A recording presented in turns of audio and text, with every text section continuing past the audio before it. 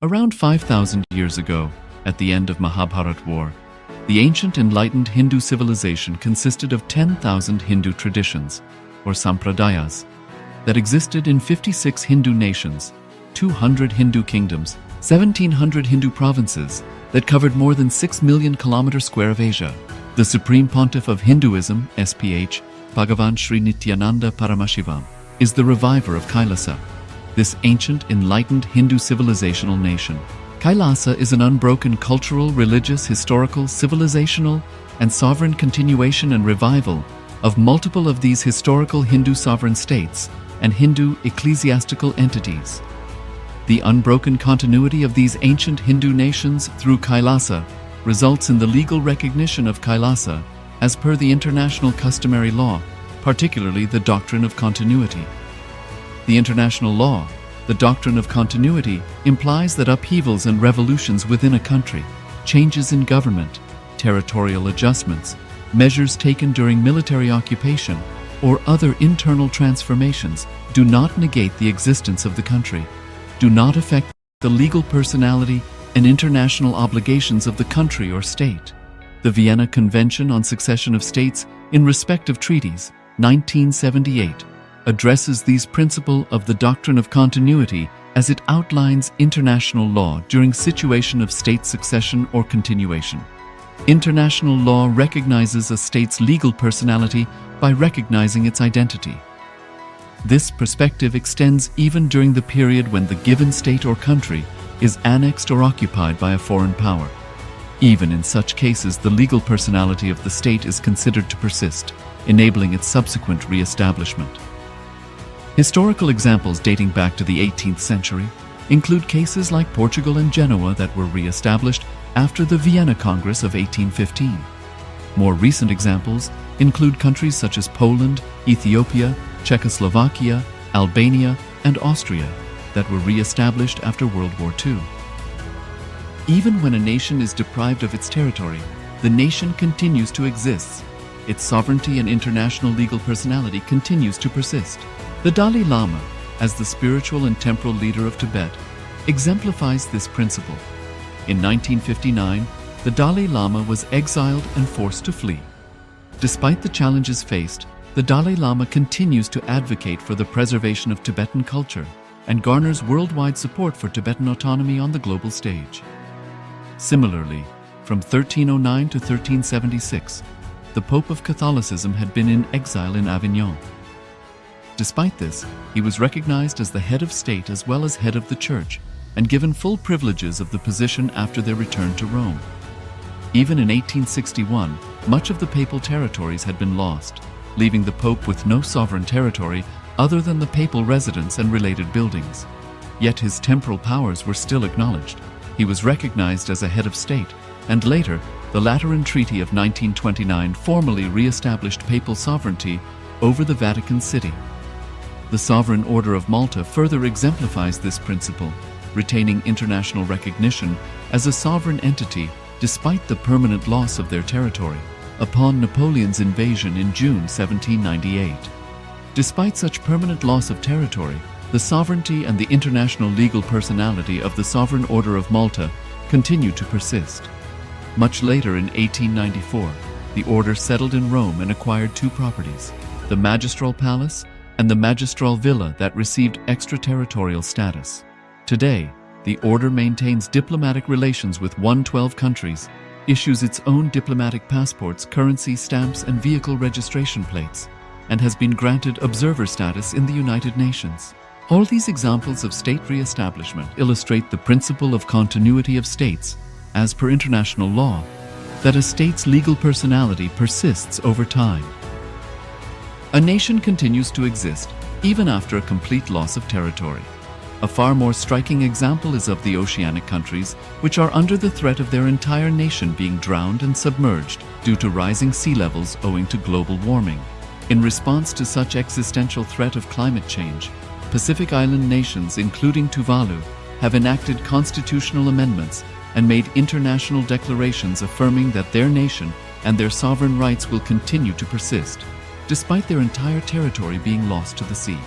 This proactive stance is highlighted in the Constitution of Tuvalu Act 2023 and the Pacific Islands Forum Declaration of 2021. The Supreme Pontiff of Hinduism, Bhagavan Sri Nityananda Paramashivoham, through the line of succession is the present 203rd Emperor of the Hindu Sovereign Kingdom of Surangi Samrajya. He was crowned on the 31st of December 2004 at the age of 26. Thus, by very same principles of the doctrine of continuity, through which the international legal personality of Portugal, Genoa, Poland, Ethiopia, Czechoslovakia, Albania, Austria, Vatican, Tibet, Sovereign Order of Malta, and several other nations has been recognized despite having undergone a period of exile, annexation, occupation by a foreign power, or despite loss of territory. The SPH Nityananda Paramashivoham, through well-established legal and historical facts about the Hindu sovereign state of the Surangi Samrajyam, derives all sovereign rights and powers of the royal lineage of the Surangi Samrajyam as its 203rd sovereign emperor, from his inheritance and continuation of the unbroken succession of the kingdom of Surya Vamsa Surangi Samrajyam Sarvanapitha. Surya Vamsa Surangi Samrajyam, through unification with 20 other sovereign Hindu states and sovereign ecclesiastical, historical entities, became part of the United States of Kailasa, which thus became a sovereign, independent juridical state, with the SPH Nityananda Paramashivoham as the sovereign. Just as how the oceanic nations like Tuvalu have safeguarded their sovereignty from the existential threat of total submersion by amending their constitution and asserting that their sovereignty will persist regardless of the loss of their territory, Kailasa, which is a sovereign continuation of 21 sovereign Hindu states and sovereign ecclesiastical historical entities, is also reviving and continuing the Kumari Kandam Hindu nations that got submerged. As per the doctrine of continuity, these facts imply that the Kailasa's statehood is recognized by international law and manifests as a natural outcome of well-established historical legal facts. Share your time, talent, and treasure. Become part of Kailasa. Sign up as an eCitizen https://kailasa.ecitizen.info. Around 5,000 years ago, at the end of Mahabharat War, the ancient enlightened Hindu civilization consisted of 10,000 Hindu traditions, or sampradayas, that existed in 56 Hindu nations, 200 Hindu kingdoms, 1,700 Hindu provinces that covered more than 6 million kilometers square of Asia. The Supreme Pontiff of Hinduism, SPH, Bhagavan Sri Nityananda Paramashivoham, is the reviver of Kailasa, this ancient, enlightened Hindu civilizational nation. Kailasa is an unbroken cultural, religious, historical, civilizational, and sovereign continuation and revival of multiple of these historical Hindu sovereign states and Hindu ecclesiastical entities. The unbroken continuity of these ancient Hindu nations through Kailasa results in the legal recognition of Kailasa as per the international customary law, particularly the doctrine of continuity. The international law, the doctrine of continuity, implies that upheavals and revolutions within a country, changes in government, territorial adjustments, measures taken during military occupation, or other internal transformations do not negate the existence of the country, do not affect the legal personality and international obligations of the country or state. The Vienna Convention on Succession of States in Respect of Treaties, 1978, addresses these principles of the doctrine of continuity as it outlines international law during situation of state succession or continuation. International law recognizes a state's legal personality by recognizing its identity. This perspective extends even during the period when the given state or country is annexed or occupied by a foreign power. Even in such cases, the legal personality of the state is considered to persist, enabling its subsequent re-establishment.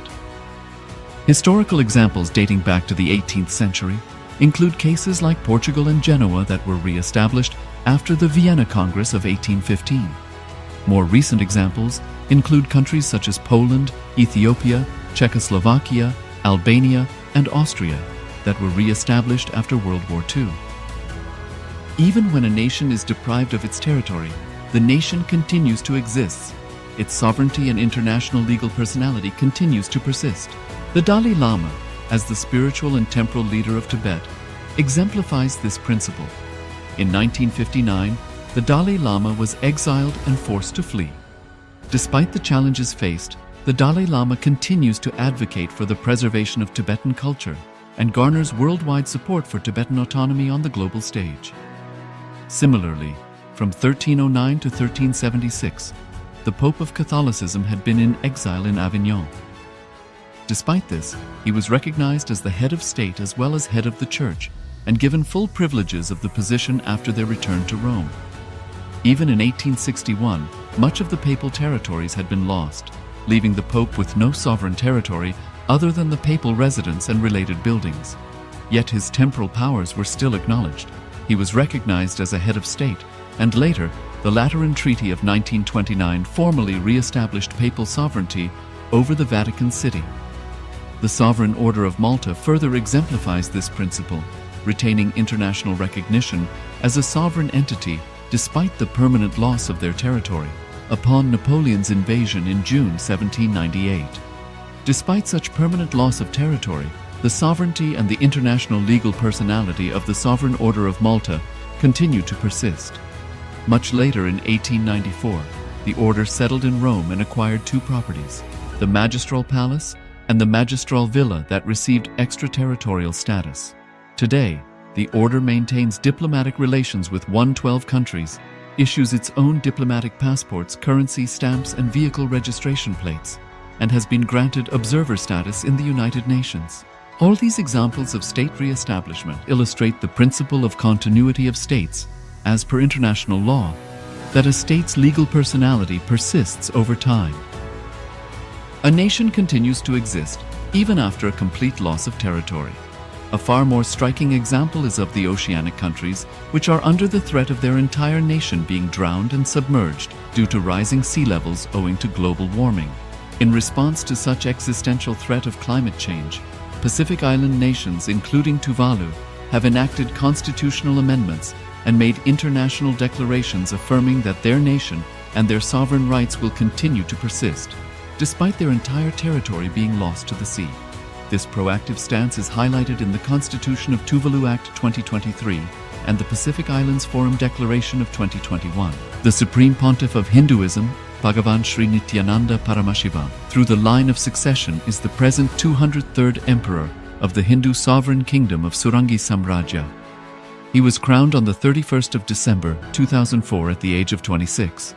Thus, by very same principles of the doctrine of continuity, through which the international legal personality of Portugal, Genoa, Poland, Ethiopia, Czechoslovakia, Albania, Austria, Vatican, Tibet, Sovereign Order of Malta, and several other nations has been recognized despite having undergone a period of exile, annexation, occupation by a foreign power, or despite loss of territory. The SPH Nityananda Paramashivoham, through well-established legal and historical facts about the Hindu sovereign state of the Surangi Samrajyam, derives all sovereign rights and powers of the royal lineage of the Surangi Samrajyam as its 203rd sovereign emperor, from his inheritance and continuation of the unbroken succession of the kingdom of Surya Vamsa Surangi Samrajyam Sarvanapitha. Surya Vamsa Surangi Samrajyam, through unification with 20 other sovereign Hindu states and sovereign ecclesiastical, historical entities, became part of the United States of Kailasa, which thus became a sovereign, independent juridical state, with the SPH Nityananda Paramashivoham as the sovereign. Just as how the oceanic nations like Tuvalu have safeguarded their sovereignty from the existential threat of total submersion by amending their constitution and asserting that their sovereignty will persist regardless of the loss of their territory, Kailasa, which is a sovereign continuation of 21 sovereign Hindu states and sovereign ecclesiastical historical entities, is also reviving and continuing the Kumari Kandam Hindu nations that got submerged. As per the doctrine of continuity, these facts imply that the Kailasa's statehood is recognized by international law and manifests as a natural outcome of well-established historical legal facts. Share your time, talent, and treasure. Become part of Kailasa. Sign up as an eCitizen https://kailasa.ecitizen.info. With my love and respects, let you all open all your three eyes. Om Nityananda Paramashivoham.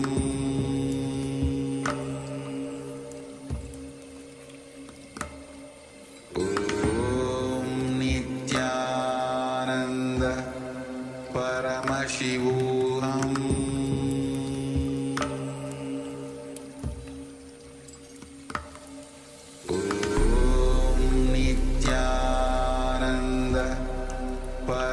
Paramashivoham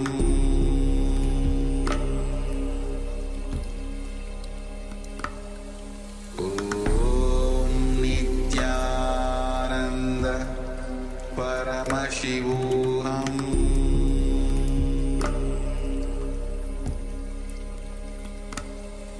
Om Nityananda Paramashivoham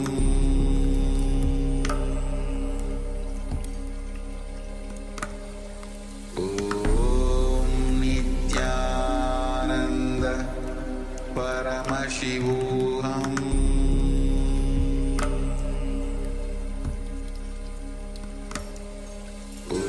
Om Nityananda Paramashivoham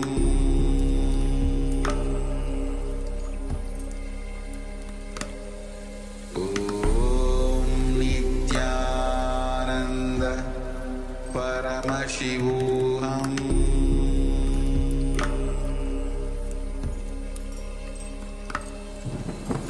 Om Nityananda Paramashivoham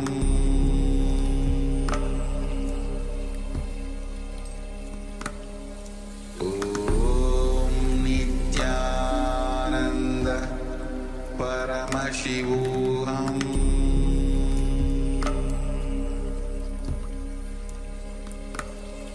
Om Nityananda Paramashivoham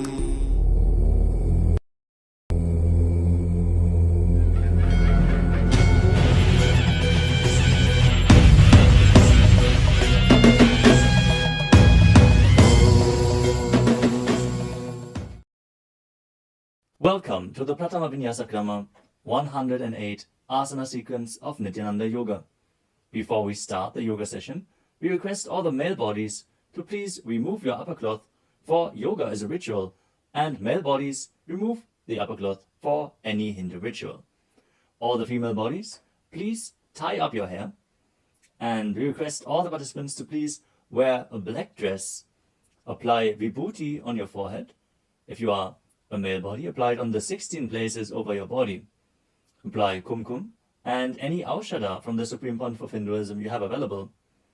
Wear your Rudraksha mala, the Abharanam, to intensify the energy which you can hold throughout the yoga practice. Also, make sure to keep a Shri Yantra, which is a sacred mandala, in your room where you practice the yoga. If you don't have a Shri Yantra available, don't worry, we are projecting it in the background of our acharyas. Now settle down on your yoga mat and get ready for the ritual of yoga. Sit straight with your head, neck and spine in a straight line. Join your hands in Namaskara Mudra in front of your heart center. Close your eyes. Visualize Swamiji in your inner space as we chant the Sadguru Vandanam. Nityanandam Paramasukadam Kevalam Jnanamurtim Dvandvatitam Gaganasadrasham Tattvamasyaadilaksham Ekam Nityam Vimalamachalam Sarvadhi Sakshibhutam Bhavatitam Trigunarahitam Sadgurum Tam Namami. Next, we are going to chant the Shiva Mula mantra. Om Ham Haum Shivaya Namaha 11 times. Please follow along internally. Om Ham Haum Shivaya Namaha. Om Ham Haum Shivaya Namaha. Om Ham Haum Shivaya Namaha. Om Ham Haum Shivaya Namaha. Om Ham Haum Shivaya Namaha. Om Ham Haum Shivaya Namaha. Om Ham Haum Shivaya Namaha. Om Ham Haum Shivaya Namaha. Om Ham Haum Shivaya Namaha. Om Ham Haum Shivaya Namaha. Om Ham Haum Shivaya Namaha. We will be performing the Tadvachamanam, the ritualistic cleansing. Now keep your hand, the right hand, in the shape of a cow's ear in the Gokarna Mudra, as our acharyas are demonstrating. Then take an udani of water, pour it into your right palm. We're going to chant a mantra thrice. Each time, sip the water from the bottom of your palm whenever the word Swadha is chanted. Om Atmattatvam Shodhayami Swadham. Take another udani of water. Om Vidyatatvam Shodhayami Swadham. Pour another udani of water into your palm. Om Shivadatvam Shodhayami Swadham. Now wash your right hand with the water from the Panchapatram and wipe your lips twice with the bottom of your thumb as we chant. Om Ham Hridayaya Namaha. Now wash your hand again. With the index, middle and ring fingers joined together, touch above the upper lip and below the lower lip. Wash your hand again. With the index fingers and thumbs joined together, touch the right nostril, the left nostril. And with the ring finger and thumb joined together, touch the right eye, left eye, and the right ear and the left ear. Wash your hand again. With the little finger and thumb joined together, touch the navel, the right chest and the left chest. And with all fingertips joined together, touch on top of the head, the right shoulder, left shoulder, and your heart center. Now wash your hand again. As you clasp the right hand over top of the left, place both hands on the right thigh. Set the Sankalpa, the conscious resolution, what it is that you want to manifest today in today's Nityananda Yoga session as we chant the Sankalpa mantra. Om Mamopatta Samasta Duridakshayadvara Bhagavat Shri Nityananda Paramashiva Prityartham Shri Nityanandeshwari Paramashiva Shakti Sameta Shri Nityanandeshwara Paramashiva Prityartham Cha Adya Purvokta Evam Guna Visheshena Vishishtayam Asyam Shubhadito Purana Arogya Yukta Dridagatra Yogika Sharira Siddhyartham Paramashiva Shakti Avishkaranartham Nityananda Yogabhyasam Karishye. Now wash your hand once more as we chant. Om Apaupasprisya. Keep your Panchapatram and Udani out of harm's way as we are getting ready to start the yoga. Now sit in a comfortable cross-legged position with your head, neck, and spine in a straight line. Bring the index fingers and thumbs joined together on top of the knees in Bindu Mudra.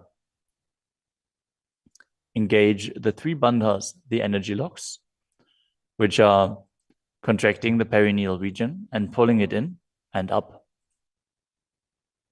The Uddiyana Bandha, the stomach lock, contracting your stomach muscles and pulling your stomach in and up towards your spine. And the Jalandhara Bandha, the throat lock, tucking your chin to the chest and internally contracting your throat muscles. Together they form Mahamudra Bandha, which is a great secret of the yogic practice and will enhance your yoga practice manifold. Next up is the visualization. Hold the visualization for the right context of each of the asanas. The first visualization is Lord Shiva. You will always be able to see the visualization in the top right corner of the screen. So whenever you don't know how the visualization looks, you can just check the screen. Next up is Samana Kumbhaka. Now fill your stomach with prana as you meditate on a flame in your stomach, kindling the prana and raising up your spine. Chant the japa soham and visualize it rotating around your throat until the nectar oozes out into your body. Let us now perform the first asana, which is Sukhasana. Tatsukhasanam ityuktam ashaktastat samacharet asanam vijitam yena jitam tena jagatrayam. The next asana is Parvatasana.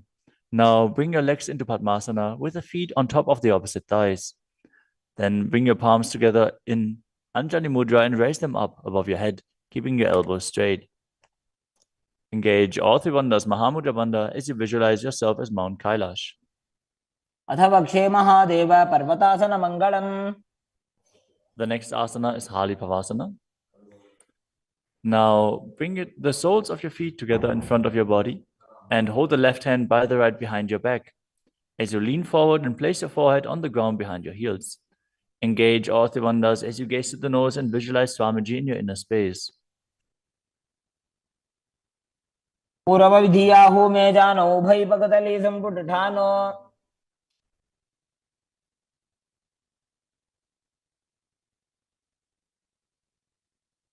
The next asana is Nagi Pavasana. Now keep the soles of your feet together and stretch your hands out in front of the feet, cupping your palms, placing them down on the ground as you place your forehead on the ground behind your heels. Engage all three wonders and gaze to the tip of your nose, visualizing yourself as a snake. पूर्व विधि परियागा ने नीचौ हो वे कहूँ नि फनास्यो लगाई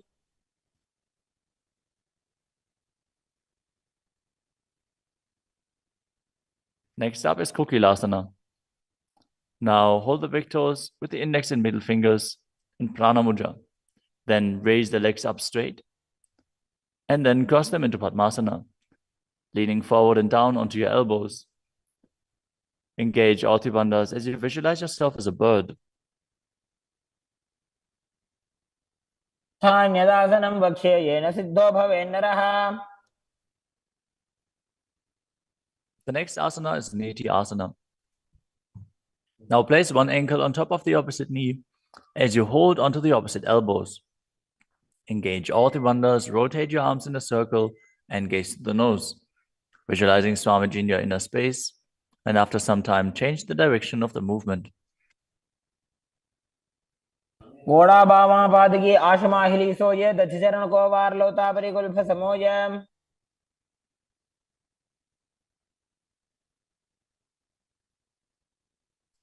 The next asana is Gajrasana. Now press your hands onto the ground, lifting your hips up high. Lower your head, then your chest, scooping the body forward and down again and again as you visualize yourself as an elephant. And perform Uddiyana Bandha, the stomach lock, and Mula Bandha, the root lock, as you do so. निब्जं पादाग्रे भूमौ कृत्वा लम्बी भूया मस्तकाग्रे निधाय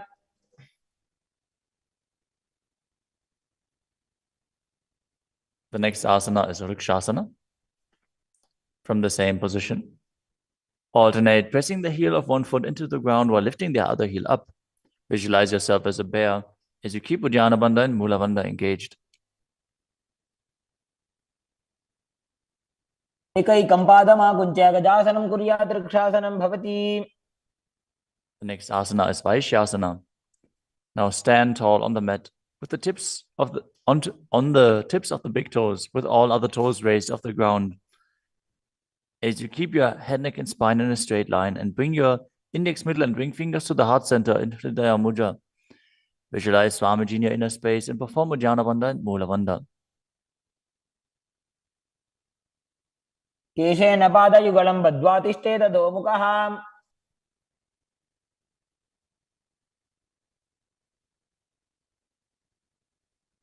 Next up is the Urdhva Janukarana. Stand with your heels touching, toes facing outwards at a 45-degree angle, and the knees bent in Adimandi. Now, bring both hands to the chest with the elbows parallel to the ground. Then lift one knee up towards the center of your body, followed along with the respective hand as you make circular motions on both sides again and again.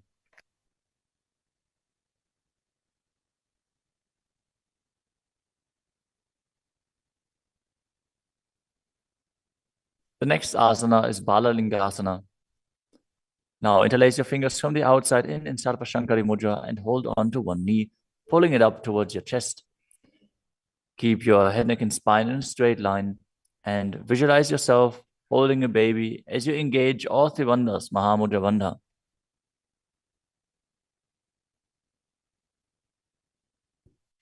एकं जानूरधियालिङ्ग्य स्थातव्यं बाललिङ्गनं भवति You move on to Padapidanasana. Now take the foot and pull it behind towards your buttocks. Hold it with both hands. Be straight. Engage all three bandhas as you visualize Swamiji in your inner space. एकस्मिन् पादतले कराभ्यां वेष्टयेत्तनुम् The next asana is Nasarajasana. Standing on one leg, hold on to one foot and Extend it backwards as you lean forward and stretch your arm out in front in Bindu Mudra with the index finger and thumb touching as you visualize yourself dancing as Lord Nataraja and perform the Mula Bandha. उत्तानपादं क्रौञ्चं च मरीचिं वीरभद्रकम्. Now stand on the other leg and repeat Balalingasana on the other side, pulling the knee up towards your chest and visualize yourself caressing a baby. एकं जानोरस्यालिङ्ग्य स्थातव्यं बाललिङ्गनं भवति. Now repeat Parapidanasana on the other side. Pull the other foot towards your buttocks and visualize Swamiji in your inner space, engaging all three bandhas. स्थित्वैकस्मिन् पादतले कराभ्यां वेष्टयेत्तनुम्. Now repeat Natarajasana on the other side, visualizing yourself as Lord Nataraja. पादं क्रौञ्चं च मरीचिं वीरभद्रकम्.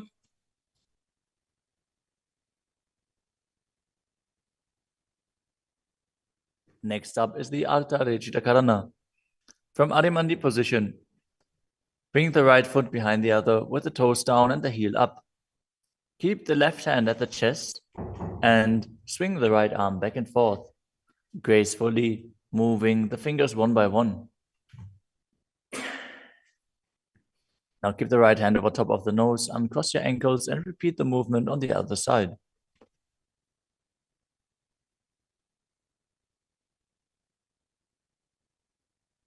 Next up is the skeleton dance. Now visualize yourself as a skeleton as you shake your body intensely.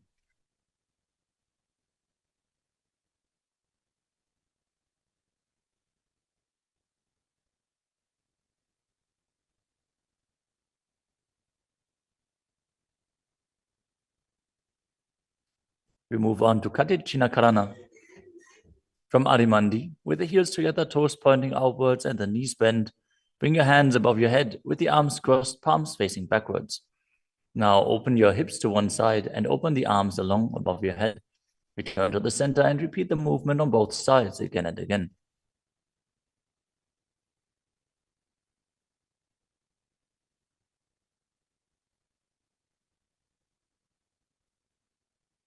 The next asana is Tadasana.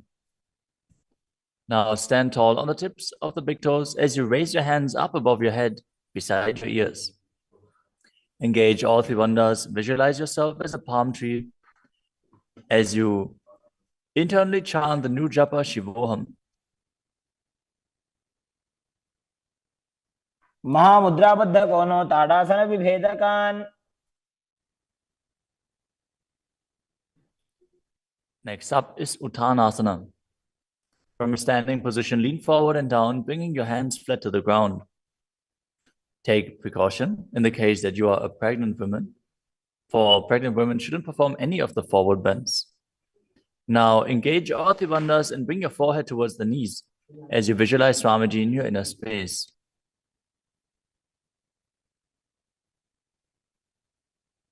महामुद्राबद्ध कोनो ताड़ासन विभेदकान्. The next asana is Tadakshvasana, the plank position.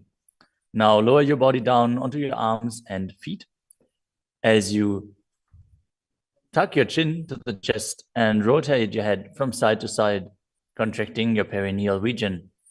Visualize Swamiji in your inner space. Keep breathing in the Samana Kumbhaka, filling your stomach with prana and visualizing a flame rising up your spine. गजासनवस्थित्वा मस्तकं वारं वारं दक्षिणकुक्षिं सव्यकुक्षिं नजेत्. The next asana is Bhujangasana. Now lower your entire body down onto your stomach as you keep the toes pointing backwards and your hands next to the chest. Now raise your head up using the strength of your lower back. Don't lift your body any higher than your belly button up. And open your mouth wide as you inhale through the hollow of your throat in Bhujangani Mudra. Visualize yourself as a cobra as you perform the Mula Bandha. अंगुष्ठनाभिपर्यन्तम् अधो भूमौ विनिन्यसेत्. The next asana is Shashasana. Now push your body up back into plank position and alternate bringing one knee in towards your chest back and forth as you visualize Swamiji in your inner space and calmly breathe through your nose in Sahajra Kumbhaka. जासन संस्थितो जानुद्वयमाकुञ्च्य वारं वारं कर्तव्यं शशासनं भवति. The next asana is Rathasana. From a tall plank position, place one foot in between the two hands as you simultaneously jump one foot back and bring the other one in between the hands. Alternate again and again as you visualize yourself as a chariot. गजासन संस्थितो एकैकं पादं पुरोमार्गेण भ्रामयित्वा कर्तव्यं रथासनं भवति. The next asana is Viravatrasana. Now keep one foot flat on the ground with the toes pointing forwards and the knee bent at a 90-degree angle. Now extend the other leg back, keep the knee straight and the toes pointed outwards. Raise your arms up parallel, pull the stomach in and up and gaze to your third eye, visualizing yourself as Lord Virabhadra as you perform Udyanavanda and Moolavanda. आशिष्टमदकौण्डिन्यमूर्धकुक्कुटमेव च. Now exchange the position of your feet and repeat Virabhadrasana on the other side. मदकौण्डिन्यमूर्धकुक्कुटमेव च. The next asana is Vrikshasana, the tree posture.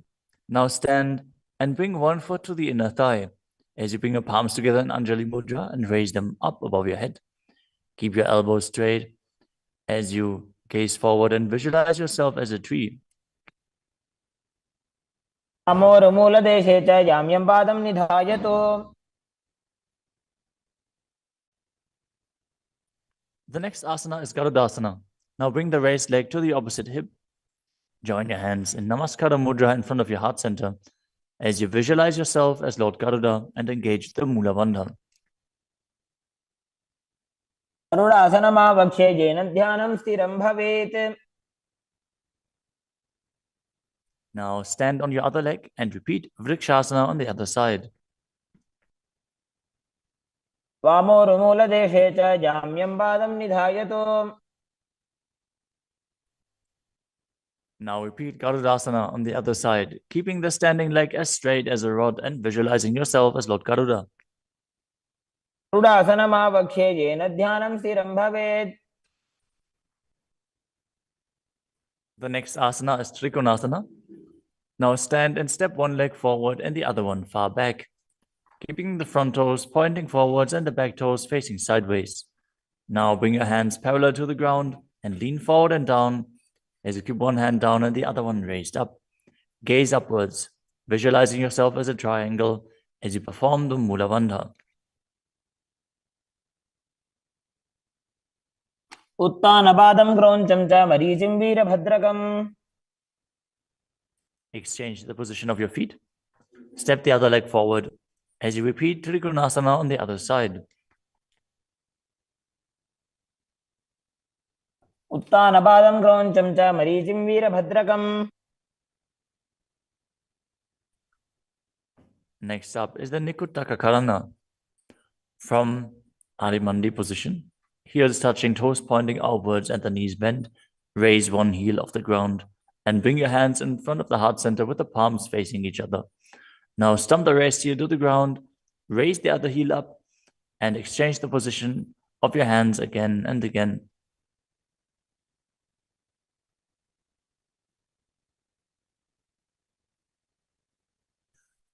The next asana is Angushtasana. Now lower your body down onto the tips of your toes, placing the perineum on the back of your heels. Raise your knees off the ground and keep them together as you join your palms in front of your heart center in Namaskara Mudra. Visualize Swamiji in your inner space as you breathe in Brahmari Kumbhaka, buzzing like a bee on the inhalation and exhalation as you perform the Mula Bandha and internally chant the new japa Sadashivoham.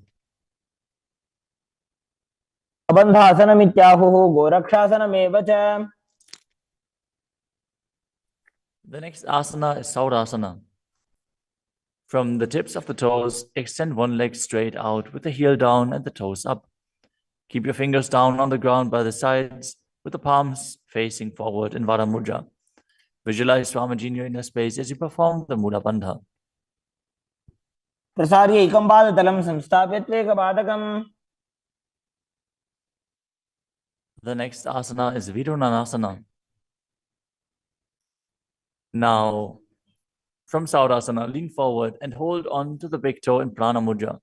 As you hold the back heel with the other hand, balance. Visualize Swamiji in your inner space and perform the Mula Bandha.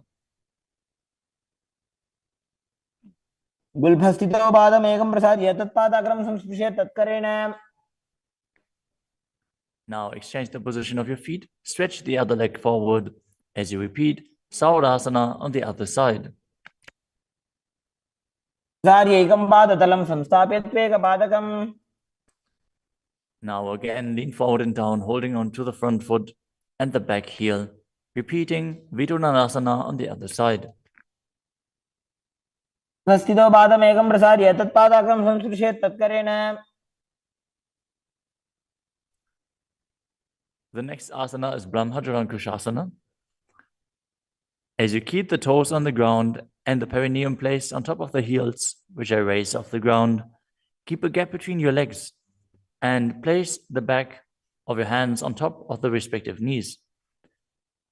Contract the perineal region and tuck your chin to the chest as you gaze in between the two hands in Shambhavi Mudra, with eyes opened wide, unblinking, actually gazing within. As you visualize Swamiji within and perform the Jalandhara Bandha and Mula Bandha. दो भणा पानी होय वैसे एड़ी mail रघुदानी वैसे. The next asana is Kapilasana. Now drop your knees to the ground with the toes tucked behind, sitting your perineum on the heels. As you keep your hands on top of the respective thighs and pull your stomach in and up, contract the perineal region, gaze to the tip of the nose and visualize yourself as Sage Kapila Muni. उभय पगदली समटारावे तिनकी Mahuli core मिलावे.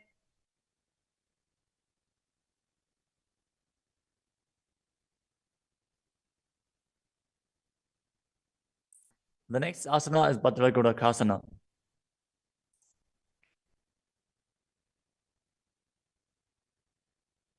Maintain the same position as you shift your gaze up to the third eye. Visualize Swamiji in your inner space as you buzz like a bee in Brahmari Kumbhaka.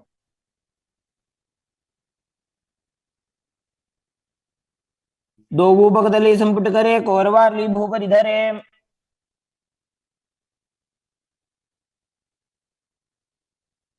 The next asana is Suryasana.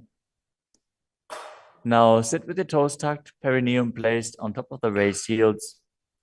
As you bring your thumbs and little fingers together in Padma Mudra, opening up the palms resembling a lotus flower. Now raise your hands up above your head as you gaze up in between the gap between the palms, visualizing yourself as Lord Surya.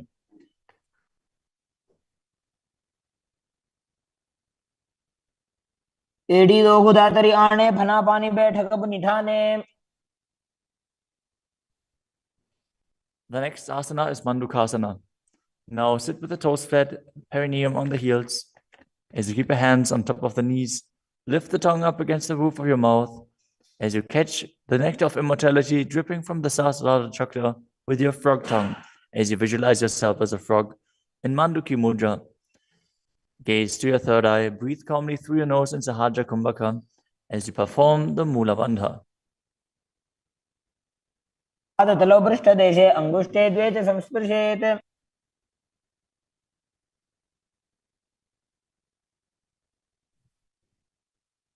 The next asana is Uttana Mandukasana. Maintain the same sitting posture, but bring your hands behind your back, holding onto the opposite shoulders. Gaze to your third eye, visualize yourself as a frog as you keep your tongue pressed against the palate of your mouth in Manduki Mudra. Perform Uddiyana Bandha and Mula Bandha as you do so.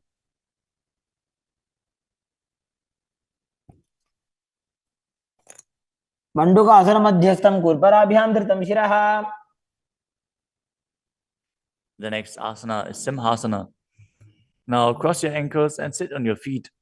As you keep the knees wide, fingers spread on top of the knees, open your mouth wide, stick out your tongue and exhale forcefully as you gaze at the tip of your nose and visualize yourself as a lion.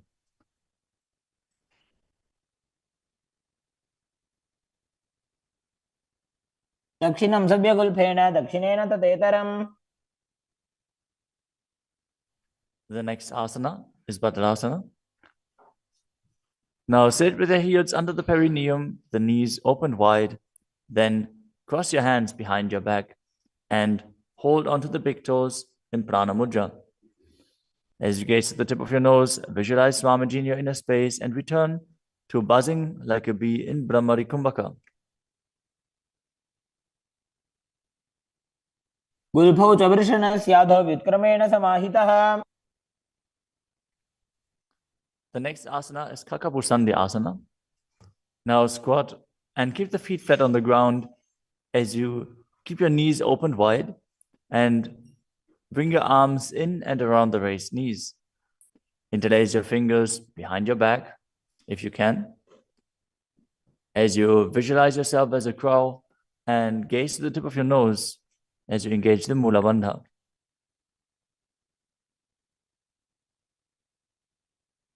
प्रथमे वेशक उग्रठाने दो वो हाथ भगवनी च आने. The next asana is Kanipavasana. Now keep the palms on the floor, shoulder width apart. Bring your knees onto the back of your arms towards your armpits. Lean forward, raise your feet off the ground as you visualize Swamiji in your inner space and balance on your arms. को गुण आशी दुष्टता होई तो आछी होई. The next asana is Kapali asana. Now place your hands on the ground, shoulder width apart. Bring the top of your head onto the ground. Please take precautions if you have any neck injuries or high blood pressure. Any of the inverted postures. Now bring your knees onto the elbows, your hips over the shoulders, and straighten your legs up as you gaze to the nose and visualize Swamiji in your inner space. Isha धरती टेकी पग दो वो मिलीवा ऊंचा करे.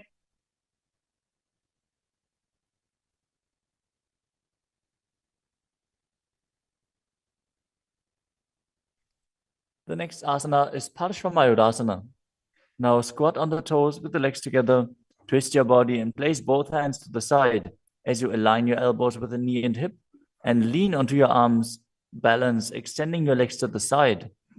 Gaze to your third eye as you visualize yourself as a peacock and exhale fully in Rechaka Kumbhaka as you hold your breath in the exhaled state.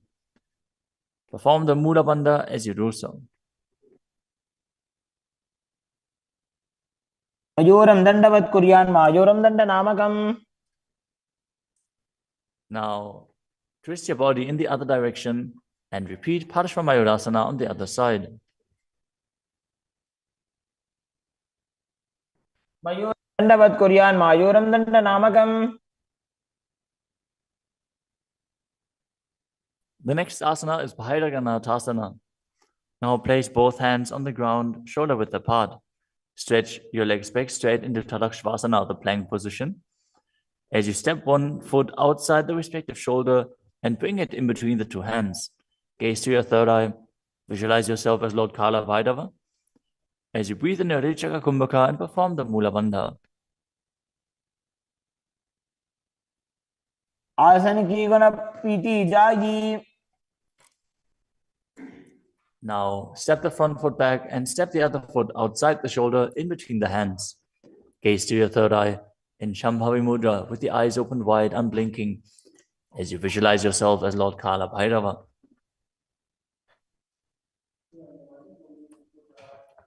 आसन को गुण पीती जाई. The next asana is Unmukha Pitasana. From Tadakshvasana, the plank position, bring your forearms down on the ground as you walk your feet forward, raising your hips. Lift your chest and head up and gaze to your third eye, visualizing Swamiji in your inner space.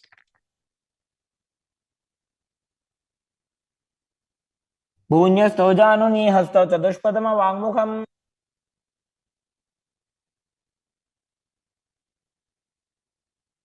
The next asana is Vashishthasana.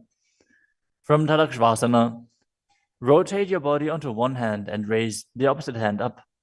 Keep the balancing hand directly beneath your shoulder As you raise your hips and gaze up towards the sky, visualizing yourself as Sage Vashishta as you perform the Mula Bandha.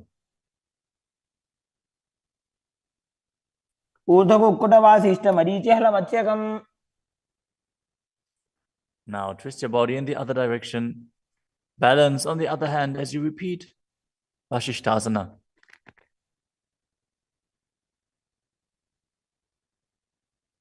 ऊर्ध्वकुक्कुटवासिष्ठमरीचिहलमत्स्यकम्. Now come to a seated position and extend your legs out in front with the heel down and the toes pointing up. Now bring your hands under the buttocks with the palms facing up. Keep your spine straight, elbows close to your body. Tuck your chin to the chest. Contract the perineal region. As you gaze to the nose, visualize yourself as Lord Hanuman and internally chant the new japa Mahasadaशिवोहम.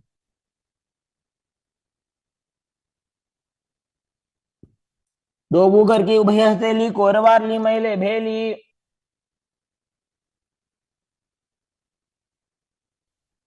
Next up is Paschimottanasana.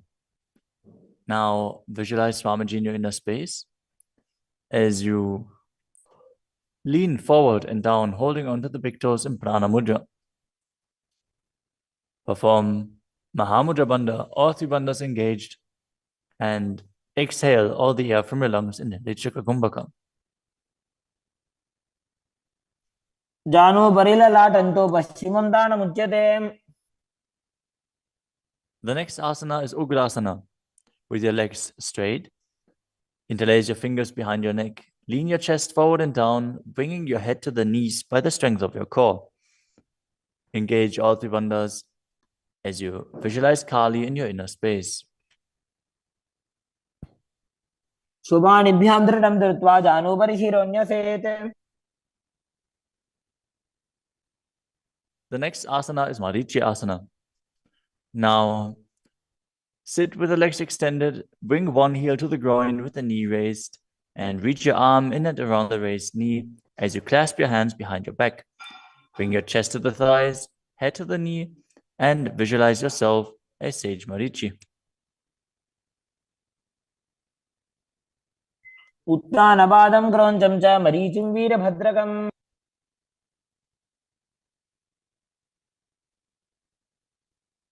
Now drop the knee down to the ground and lean forward, holding onto the front foot with both hands. As you exhale all the air from your lungs, gaze to the nose, visualize Swamiji, and perform Mahamudra Bandha in Mahamudrasana. मुद्रां प्रवक्ष्यामि तन्त्रेऽस्मिन् मम वल्लभे. Now extend the other leg out. Bring the other heel towards the perineum with the knee raised. As you lean forward and interlace your fingers behind your back in Marichi Asana on the other side. उत्तानपादं क्रौञ्चं च मरीचिं वीरभद्रकम्. Now drop the knee down, lean forward, hold onto the foot, engage all three bandhas, repeating Mahamudrasana on the other side. महामुद्रां प्रवक्ष्यामि तन्त्रेऽस्मिन् मम वल्लभे. The next asana is Bhadrasana 2. As you sit and bring the soles of the feet together with your heels close to the perineum, keep your knees wide, hold your feet firmly with both hands, and maintain a straight spine as you gaze to the nose and visualize Swamiji in your inner space. कुलभौ तु वृषणस्यादः सीवन्त्याः पार्श्वयोः क्षिपेत्.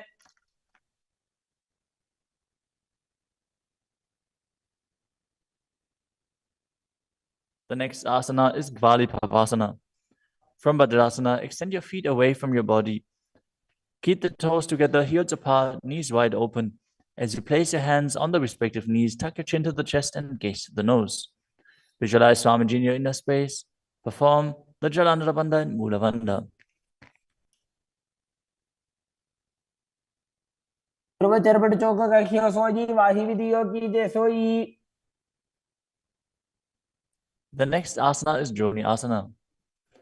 Now sit, keep the soles of the feet together, and the heels close to your perineum as you visualize the yoni mandala, which is projected on the screen. Now hold the soles of the feet as you lean forward and down and bring the forehead to the feet as you gaze to the nose and perform the Mula Bandha.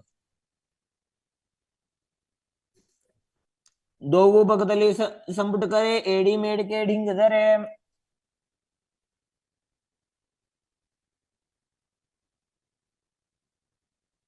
The next asana is Midaki Pavasana. As you sit and keep the heels together, toes apart and the knees wide, lean forward and down and extend your hands out to the side. Keep the palms facing down on the ground to the sides as you bring your forehead to the ground behind your heels. Gaze to your nose, visualize Swamiji and perform the Mula Bandha. पूर्व विधि परिपकथली संपुट शोल एड़ी मिली राशे. Next up is Siddha Samadhi Asana. Now sit and keep the toes together, heels apart, as you bring your arms below the shins, extend them out to the sides and keep the palms facing up. Bring your forehead to the ground above your feet as you bring your toes near your throat if you can. Gaze to the tip of your nose, visualize Lord Surya in your inner space and perform the Mula Bandha. दोवो पकतली संपुट करे शोले मेड़ आगा में धरे. Next up is Chinaki Pavasana. Now sit and keep the heels together, toes apart, as you hold the feet and open them up like a book, bringing the backs of your hands onto the ground and the elbows pressing down on the thighs. Gaze at the nose and visualize Swamiji in your inner space. दो पकांगी एड़ी धरती मगिवा मेड़ लगावे. The next asana is Chadapata Chukasana. Sit and bring the soles of the feet together with the heels at your perineum. Open the knees and place your hands on top of the knees as you gently press them down. Pull your stomach in and up, gaze to your third eye as you visualize Swamiji in your inner space.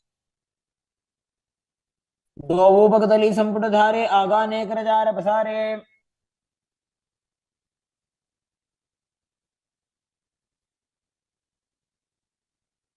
The next asana is Bhairavasana. Now sit and bring the soles of the feet together with your knees open wide. Lift the heels up and bring the toes down onto the ground as you keep your knees on the ground. Pull your stomach in and up and place your hands on the knees in Bindu Mudra. Gaze to your third eye as you visualize yourself as Lord Kala Bhairava. उल्भव संपेड्य जान्योन्यं व्युत्क्रमेणोत्थितं शनैः. The next asana is Samanasana. Now sit with one heel at the perineum. Lift and hold the other foot, pulling the sole of the foot to your chest. Gaze to your third eye as you perform the Mula Bandha and visualize Swamiji in your inner space. समान आसनमावक्षे सिद्धमन्त्रादि साधनात्.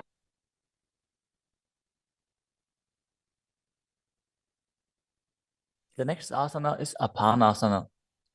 As you sit, place one leg on top of the respective shoulder and raise the other foot upwards and straight. Keep the hands on the ground to the sides as you gaze to your third eye and visualize Swamiji in your inner space. परं पादमेकं च स्कन्धे चारोपि यत्नतः. Now repeat Samanasana on the other side. Bring the other heel towards your perineum and pull the opposite foot towards your chest. समान आसनमावक्षे सिद्धमन्त्रादि साधनात्. Now repeat Apanasana on the other side. Bring the other leg over top of the respective shoulder, extending the opposite leg forward and up.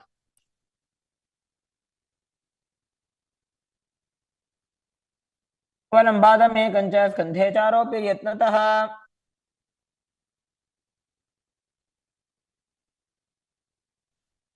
Next up is Gomukhasana. Now sit and cross one leg over the other, aligning the knees at the center of your body with the feet by the opposite hips. Place both hands on top of the stacked knees as you gaze to the nose, visualize the face of a cow, and perform the Mula Bandha. Start breathing in Siddhkari Kumbhaka, pressing your tongue against the palate of your mouth without touching the teeth and hissing through your teeth while inhaling. Internally chant the new japa Om Nityanandoham. सर्वे दक्षिणगुल्फं तु पृष्ठपार्श्वे नियोजयेत्. The next asana is Anasuyasana. Now maintain the same posture. Hold on to the big toes of the feet in Prana Mudra as you gaze to the tip of your nose and visualize yourself as Rishika Anasuya. Engage Uddiyana Bandha and Mula Bandha. दक्षिण कोडो नीचे उठाने वावोता के ऊपर आने. Maintain the same position. Interlace your fingers behind your back and lean forward and down as you bring your chin over the knees, the nose towards the ground, and visualize yourself as Rishika Anasuya in Anasuyasana too. जीमणा गोदा की संधि उपरिड़ा वागोड़ा की संधि. The next asana is Garudasana too.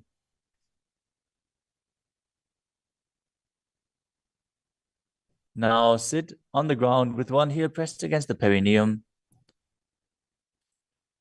As you keep the opposite foot flat on the ground with the knee raised to your chest. Keep the hands on the respective knee. As you visualize yourself as Lord Garuda, gaze to the nose and perform the Mula Bandha. दावो बगमोडी AD माहिलो Gulf मूलद्वार नीचे.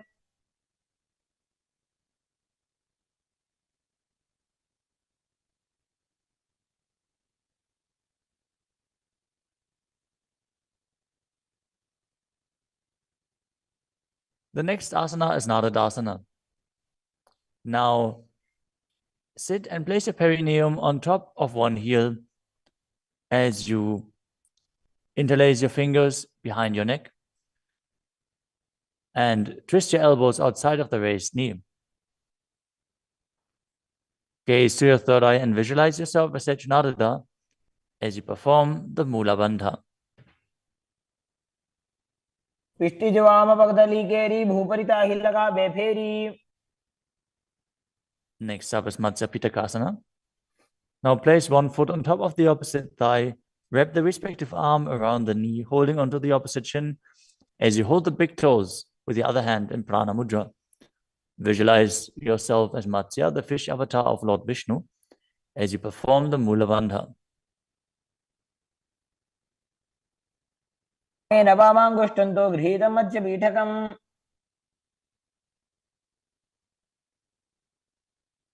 Now slide your knees over top with the other knee on top, repeating the Gomukhasana position on the other side.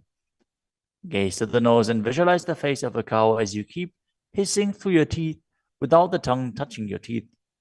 In Siddhkari Kumbhaka.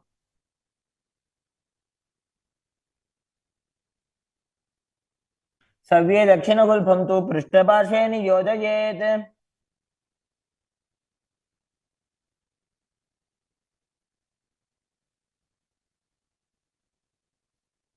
Next up is Anasuyasana on the other side. Hold onto the big toes as you visualize yourself as Rishika Anasuya.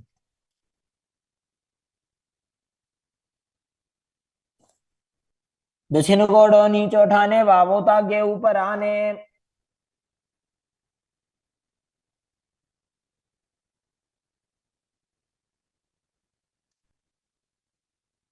Now, from the same position, interlace your fingers behind your back and lean forward and down, chin over the knees, nose towards the ground, in Anasuyasana too.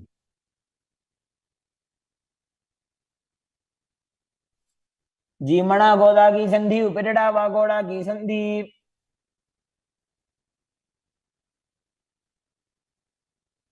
Now repeat Garudasana 2 on the other side, bringing the other heel towards the perineum, knee raised, hands on the knees, as you visualize yourself as Lord Garuda.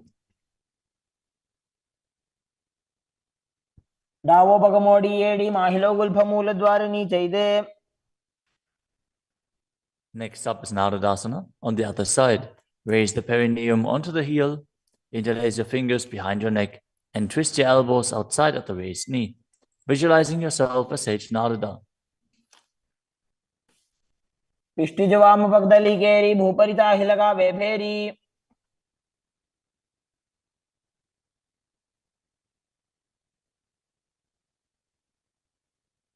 Next up is Matsya Pitakasana on the other side. Now place the other foot on top of the opposite thigh. Hold on to the shin and the big toe of that foot as you visualize Matsya, the fish avatar of Vishnu. वामेन वामाङ्गुष्ठन्तु गृहीतं मत्स्यपीठकम्। Next up is Matsendrasana. Now place one foot on top of the opposite thighs as you place the opposite foot on the ground, flat. Twist and bring the elbow outside of the raised knee. Keep your raised arm by the neck.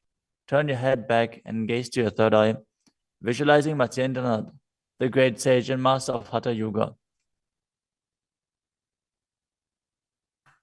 उदरं पश्चिमाभासं कृत्वा तिष्ठति यत्नतः।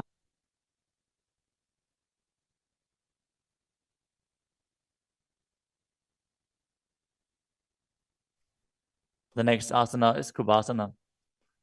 From Matsyendrasana, twist and bring your elbow outside of the raised knee as you extend your hand down to the foot, keeping the opposite hand at the respective ear. Twist your body back. Gaze back and up towards your third eye, visualizing yourself as a camel. आसन को गुण झोल हो जाए। Next up is Matsyendrasana 2. Keeping the hand extended down towards the foot, place your hand behind your body onto the ground as you gaze up to your third eye and visualize Matsyendranath. मत्स्येन्द्रपीठं जठर प्रदीप्तिं Prachanda रुक्मण्डल खण्डनास्त्रम्। Now repeat Matsyendrasana on the other side. Extend the other leg out. Bring the opposite foot onto the thigh as you twist your elbow outside of the raised knee and gaze back.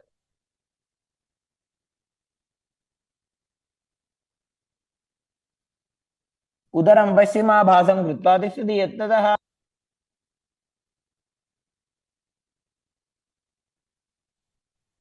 The next asana is Kubhasana on the other side. Now hold on to the front big toe and prana mudra as you keep the other hand towards the respective ear, gazing back and up towards your third eye and visualizing yourself as a camel. आसन को गुण झोल हो जाए। The hand to the ground behind you. Twist your body even further as you visualize Matsyendranath in Matsyendrasana 2.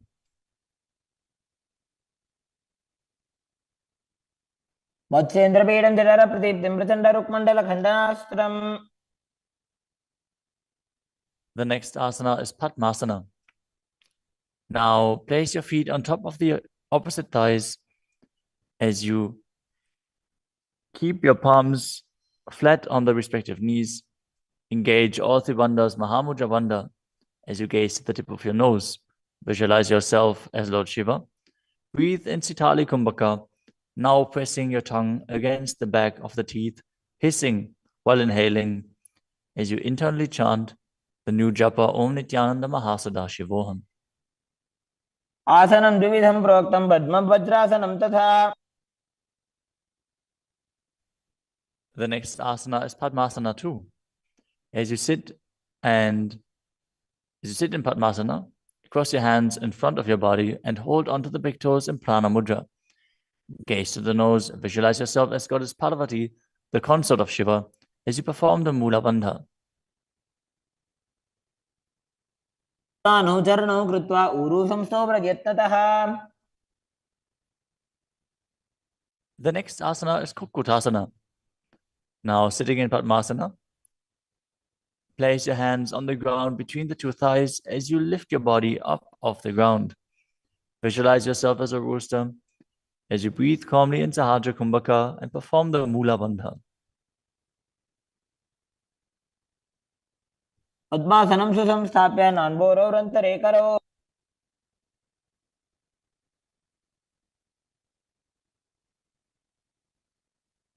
The next asana is Baddha Keki Asana. From Padmasana, Raise up onto the knees as you bring your hands flat on the ground with the fingers pointing backwards. Keep the elbows together, press them against the navel, and then lean forward. Find balance and extend your knees up off the ground. Visualize Swamiji in your inner space as you perform the Mula Bandha.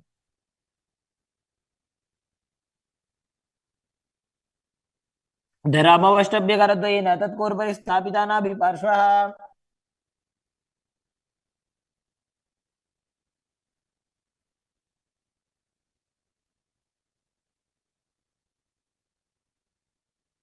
The next asana is Mayurasana. While on your knees, place your palms on the ground with the fingers pointing backwards. Keep your elbows at the navel, lean back, lean forward, find balance, and extend your legs up off the ground, visualizing yourself as a peacock as you perform the Sahaja Kumbhaka and engage the Mula Bandha.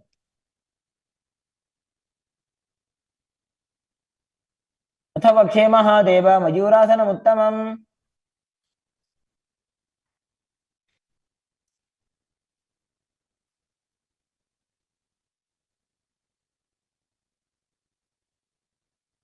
Next up is Makarasana. Lay down on your stomach with the feet pointing outwards and the forehead on the mat.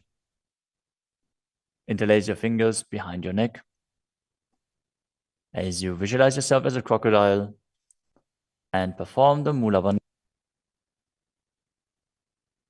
अध्यासशेते हृदयं निधाय भूमौ च पादौ च प्रसाद्यमानौ.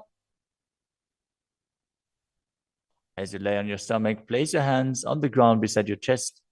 Raise your legs up, bring the thighs off the ground, visualizing yourself as a locust. In Shalabhasana. अध्यासशेते करयुग्मवक्षौ भूमिमवष्टभ्यकरयोः The next asana is Ushtrasana. As you lay on your stomach, bring your hands to the feet. Pull the feet down towards the ground outside of your hips. As you visualize yourself as a camel and perform the Mula Bandha. अध्यासशेते पदयुग्मव्यस्तं पृष्ठे निधाय विधृतं कराभ्याम्.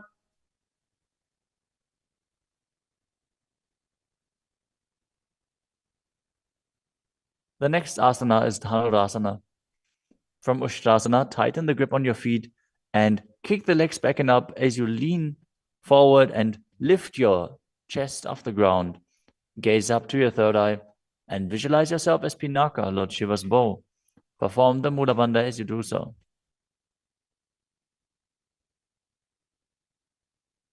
त्रिसार्यपादौ भुविदण्डरूपौ करौ च पृष्ठे धृतपादयुग्मम्. The next asana is Bhagasana. Now come to a kneeling position with your feet flat on the ground, sitting in between the two heels. Place your hands on top of the knees. Visualize Swamiji in your inner space. Breathe calmly through your nose in Sahaja Kumbhaka. As you gaze to your third eye, contract the perineal region in Mula Bandha and internally chant Om Nityananda Paramashivoham. उल्टा मोड़ी पाओ तो वैसे बहुरो जुगते करे कैसे. The next asana is Gohi Asana. From the kneeling position, place your elbows on the ground, shoulder width apart. As you interlace your fingers, bring your head towards the ground and hold it with your hands. Now raise your hips up. Walk your feet forward until your hips align with your shoulders. And then raise your legs up off the ground and pull the knees close to your chest. Try to touch your chin with the knees as you roll your body up in the inverted posture. Gaze to the nose and visualize Swamiji in your inner space. दो हाथ की कहुनी जोई पुनिह कलाजी जाने दोई. Now, from Gohi Asana, extend your legs up straight into Shirshasana. Gaze to the nose and visualize Swamiji in your inner space as you perform the Mula Bandha. विपरीतं मण्डलं च द्विधैव विदितं हिनः. Gently lower your body down and come to a seated posture. Now sit with your hands behind your calves. and stretch your legs up. Bring your forehead to the knees as you come to a vertical position with your legs. Visualize Swamiji in your inner space and perform the Bhastika Kumbhaka, rapidly exhaling from your diaphragm, pushing the air out without inhaling, like the bellows of a blacksmith. We're going to perform Bhastika Kumbhaka for the next few asanas, so keep your core engaged and rapidly breathe through your nose. दो हाथ पग बाहर आने, घोड़ा तरे काकसी उठाने. The next asana is Parikhasana. Now sit and extend your legs out and up at a 45-degree angle. Bring your hands behind. Hold the opposite shoulders as you keep the chest upright, legs straight, toes pointed. Gaze to your third eye as you visualize yourself as a mace.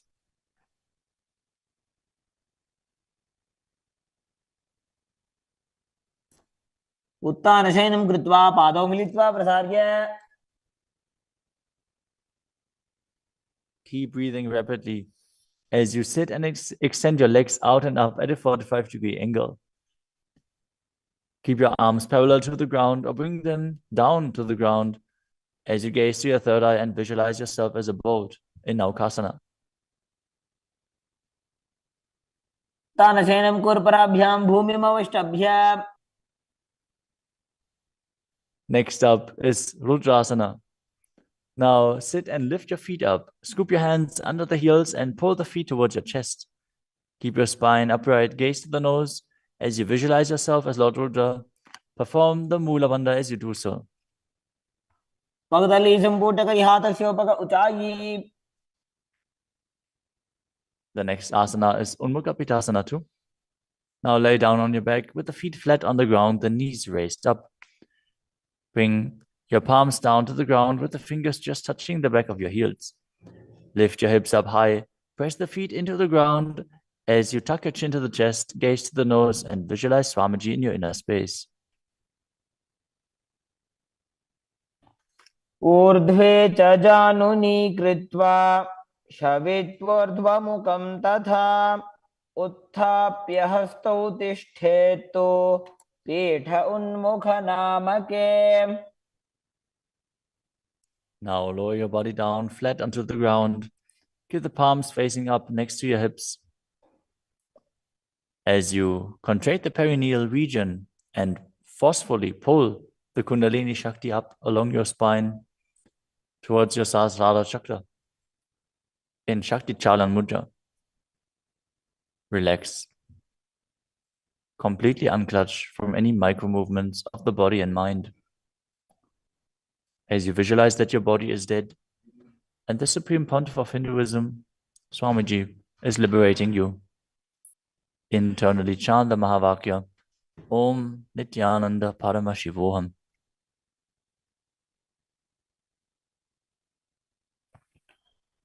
उत्तानं शववद्भूमौ शयनं तोषवासनं शवासनं श्रान्तिहरं चित्तविश्रान्तिकारकम्. ॐ नित्यानन्द परमशिवोऽहम्.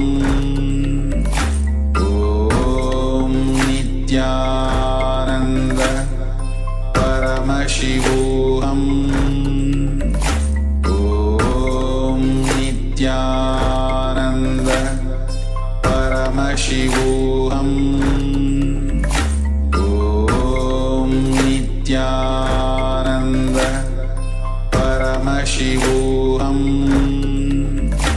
ॐ नित्यानन्द परमशिवोऽहम्. ॐ नित्यानन्द परमशिवोऽहम्. ॐ नित्यानन्द परमशिवोऽहम्. ॐ नित्यानन्द परमशिवोऽहम्. ॐ नित्यानन्द परमशिवोऽहम्. ॐ Nityanand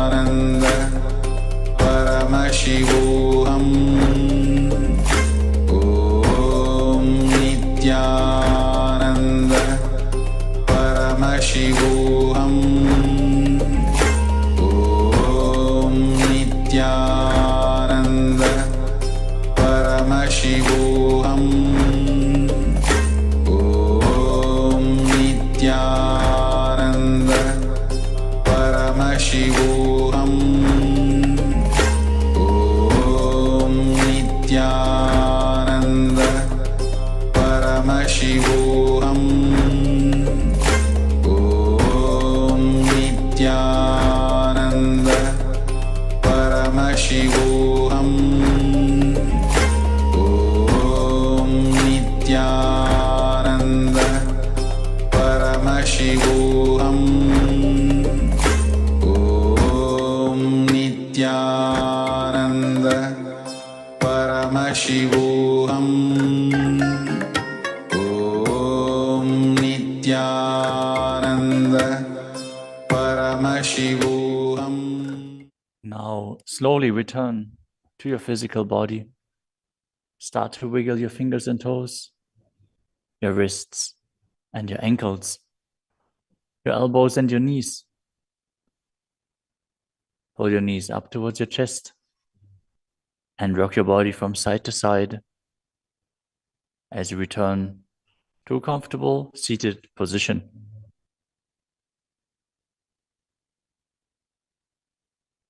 Congratulations! You completed the first 108 asanas of the sequence, which are the Pratama Vinyasa Krama. We are now going to continue the sequence with the next asana, which is Yathasana Nishthasana. Now sit in a posture that brings ease to your physical and mental space.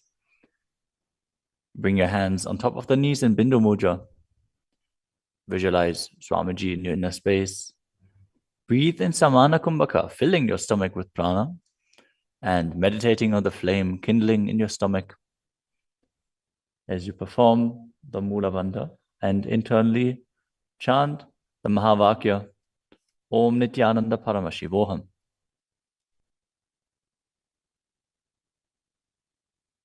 पर्यङ्कं तत्समाख्यातं यथासंस्थं यथास्थितिः. Next up is Samasana. Now sit in a cross-legged position. Keep your hands on the knees with the thumbs and index fingers touching. Take a long, deep inhalation and hold your breath. After exhaling, breathe deeply in and out, visualizing Swamiji and performing the Mula Bandha. इदानीं गर्भिणीनां योगाभ्यासो यथा लघो. Next up is Muktasana. Now place the left foot against the genital region and place the right foot over top of the left. Keep your hands facing down on top of the knees. Gaze to your nose as you visualize yourself as a sage liberated by the Supreme Pontiff of Hinduism in Muktasana. निबीड्यसीविनीं सूक्ष्मां दक्षिणेतरगुल्फतः. Next up is Siddhasana. Maintain the same position as Muktasana. As you switch your gaze to your third eye, visualize Swamiji in your inner space and perform the Mula Bandha. स्थानुसंयमितेन्द्रियो तलदृशा पश्यन् भ्रुवोरन्तरं चैतन्मोक्षकपातभेदजनकं सिद्धासनं प्रोच्यते. The next asana is Siddhi Asana. Now maintain the same position as in Siddhasana. Switch your gaze to the ground in front of you as you engage all Tribandhas and visualize Swamiji in your inner space. वामपादके इडीजानो सीवनिमधितासुकोठानो. The next asana is Rudrasana too. Keep your legs in the same position as Siddhi Asana. Rotate your hands on top of the knees into Bindu Mudra. Switch your gaze to the third eye. Visualize yourself as Lord Rudra as you perform the Mula Bandha. वामचरण परिदक्षिणे दाखे एकजुगति ऐसे विधि दाखे. Next up is Santadunasana. Now maintain the same position. Switch your gaze to the nose and embody tranquility and an unshakable nature. आसन की गुण मन की चन चलता मीटे. Next up is Siddhasana 2. Maintain one heel on top of the other as you bring your hands to the navel, cupping your palms over the other, resembling a lotus flower in Samputa Mudra as you visualize Swamiji in your inner space and perform the Mudra Bandha. ऋजुकाय समासीन सिद्धासनमुदीरितम्. The next asana is Bandha Yoni Asana. In this asana, we are going to perform the Shanmukhi Mudra, which can increase blood pressure. So if you have blood pressure related issues, don't perform this asana. At least pay attention to your body and practice caution. Now set your sankalpa of manifesting through the womb of creation as you maintain the same sitting posture, and then exhale fully as you bring your little fingers beneath the bottom lip, ring fingers above the upper lip, middle fingers closing the nostrils, ring fingers over the eyes, and the thumbs closing the ears. मध्ये महादेव बन्धयोन्यासने शृणु. The next asana is Virasana. Place one foot on the thigh and the other foot under the opposite thigh. Touch your thumb and index fingers together in Bindu Mudra. Place them on top of the knees as you embody the space and state of bravery. Vida. एकं पादमथैकस्मिन् विन्यस्योरुणि संस्थितः. The next asana is Valmikasana. Now keep the left heel on the right side of the regenerative organs and the toes under the thigh, with the right foot on top of the left, with the toes by the knee. Keep your hands on the knees, thumbs and index fingers touching. Gaze to your third eye and visualize Sage Valmiki, the great poet, sage, and author of Ramayana. डावा पग की भगदली पुनि एड़ी है Zoya. The next asana is Joni Mudrasana. Now keep your legs in the same position. Switch your gaze to the nose as you visualize the Yoni Mandala, which is representing Devi Parashakti and is a representation of the creative energy of the universe. वामपाद की भगदली जाहि माहिली कोरे.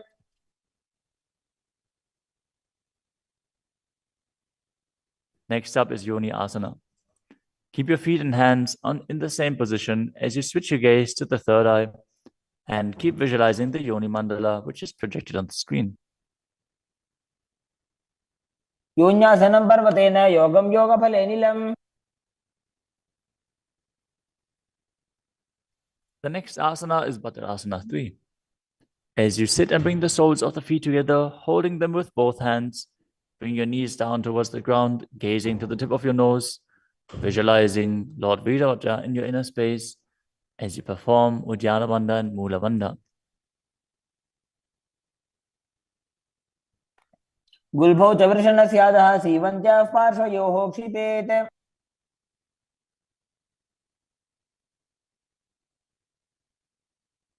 The next asana is Aghodasana. Now keep the soles of the feet together, heels at the perineum. Press your tongue up against the roof of your mouth or even higher, if you can, into the nasal tract in Kechari Mudra. Gaze to your third eye. As you cover your mouth with the right hand, close the left nostril with the index finger. Inhale through the right nostril, close both nostrils, and then hold your breath.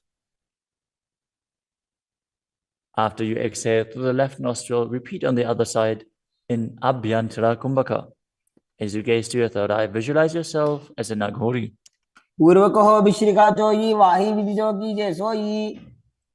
Next up is Kanadi Pavasana. Bring the feet together in front, with the toes together and the heels apart. Place your elbows onto the heels as you rest your chin on the palms. Gaze to the tip of your nose and engage Uddiyana Bandha and Mula Bandha. As you perform Rechaka Kumbhaka, fully exhale and hold your breath in the exhaled state as you visualize yourself as a female elephant drinking water.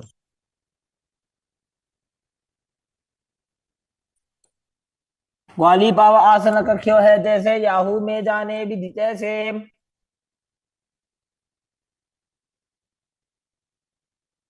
Next up is Padasana. Now sit with the knees raised, arms between the thighs and calves, and interlace your fingers as you lift your feet off the mat. Gaze to the nose and visualize Swamiji in your inner space as you perform the Mula Bandha. ततोर्ध्वम्रे च येत् वायुं मृदुनिश्वास संयुतम्. The next asana is Gopi Chandasana. Now interlace your fingers around the feet with the soles together and place the toes at the groove of your throat, the heels on your chest. Tuck your chin onto the hands and gaze to the nose, embodying the state and space of a king as you perform the Mula Bandha.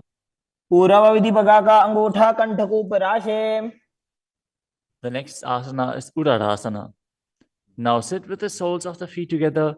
Insert your hands underneath the legs as you hold the feet with interlocked fingers. Bring your feet up to the chest. Bring your head down and touch the chin to the soles as you gaze to the tip of the nose and visualize your body free from any defects. दोवो भगदली संपुटटाने उभय हस्तकरी उरद हिताने. Next asana is Vishishtasana. From the same position, raise your feet up even higher. Bring your feet in front of your face with the interlocked fingers in front of your forehead. Visualize yourself excelling in everything as you perform the Mula Bandha. दोवो भगदली जोड़ी संपुट करे. The next asana is Bhujasana. From a seated position, lift both legs over top of the respective shoulders as you bring your arms underneath the legs and up, interlacing your fingers around the back of your neck.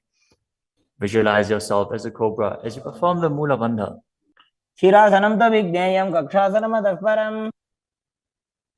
The next asana is Kalyanasana.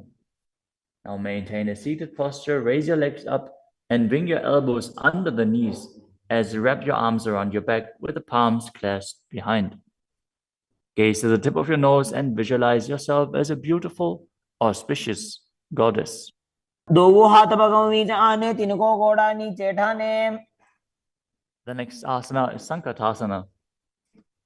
With the left knee on the mat, place the left foot flat on the ground and sit down on the left heel as you bring the right leg over top of the left, heel close to the hip.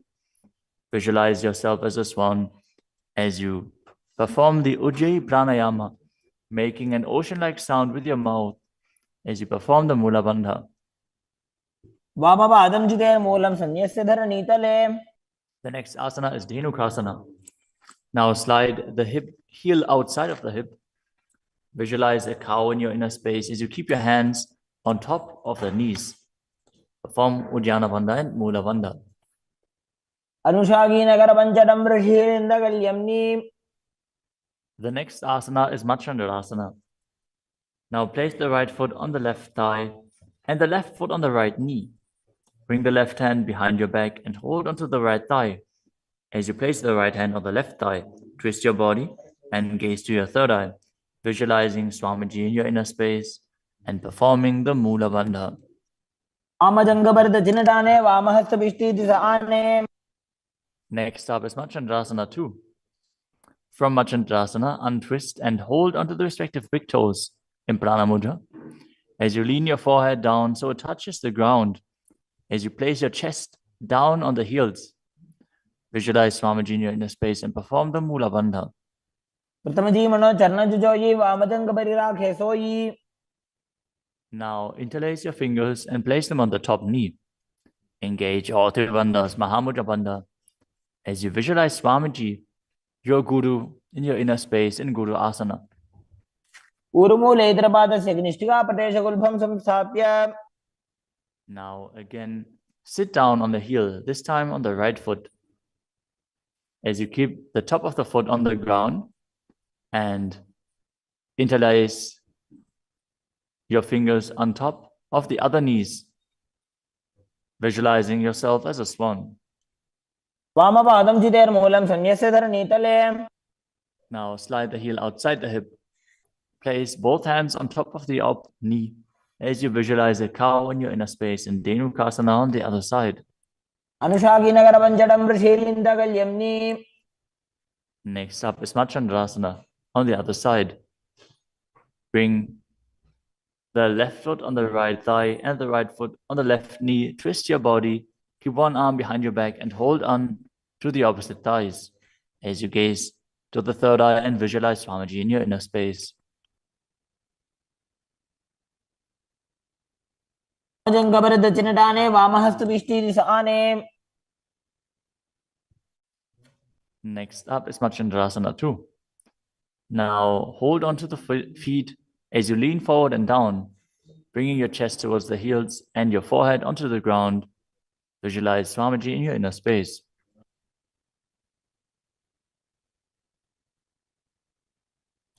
प्रथम जी मनो चरण जोई वामजंग बलि राखे सोई.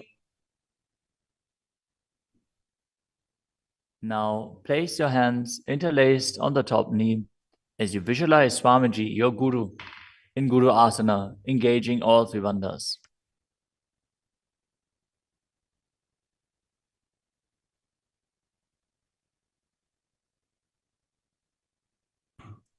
प्रथम जी मनो चरण जोई वामजंग बलि राखे सोई. The next asana is Pashasana. Now sit with the feet flat on the ground, knees against your chest, with the hands holding onto the opposite knees. Keep your thighs together, spine straight, the tongue pressed against the roof of your mouth in Kechari Mudra as you gaze to your third eye and visualize Swamiji in your inner space. पादतले भूमो निधाय जान निवृषि निधाय. The next asana is Bodha Shukasana. As you keep the feet flat on the mat, wrap your arms around the legs and hold onto the opposite wrists. Place your chin onto the knees as you gaze to the nose and visualize yourself being in an abode of bliss.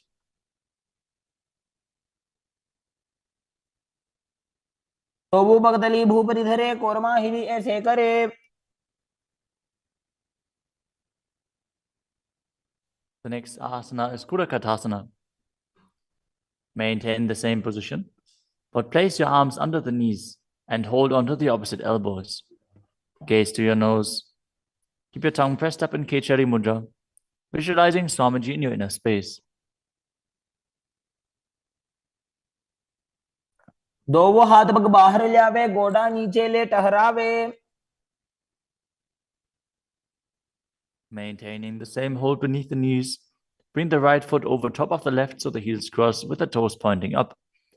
Gaze to your nose and visualize the great sage and Maharishi Sumati in Sumati Asana.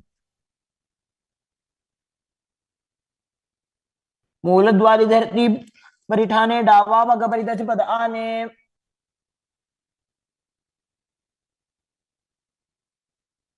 The next asana is Dandasana. Now extend your feet out straight with the arms raised straight above your head. Interlace the fingers with the wrists pointed outwards. As you engage all three bandhas, gaze to the nose. Visualize Swamiji in your inner space. Perform Mahamudra Bandha.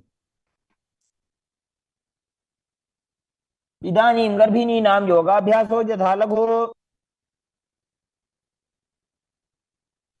The next asana is Arambhasana. Now sit with your legs straight. Hold the big toes in Prana Mudra with index and middle fingers. As you lean your chest forward and down, bring your head to the knees. Inhale through the left nostril and exhale through the right. Perform Nadi Shodhana as you visualize Swamiji in your inner space.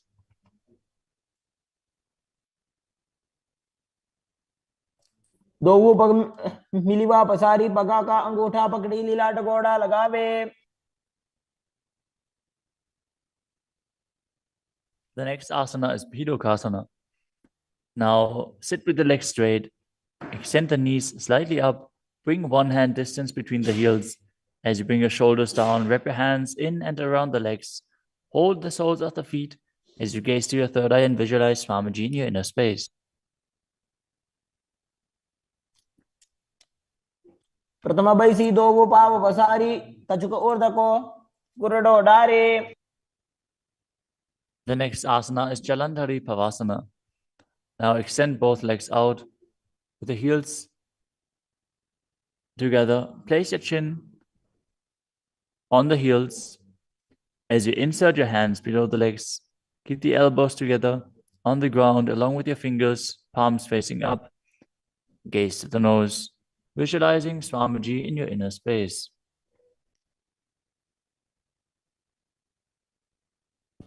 दो एड़ी mail के दीजे हाथ पसारी.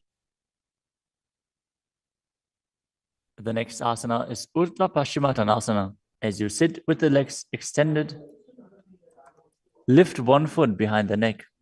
Lean forward and down as in Paschimottanasana. As you visualize Swamiji in your inner space, if you can't bring your leg behind your neck,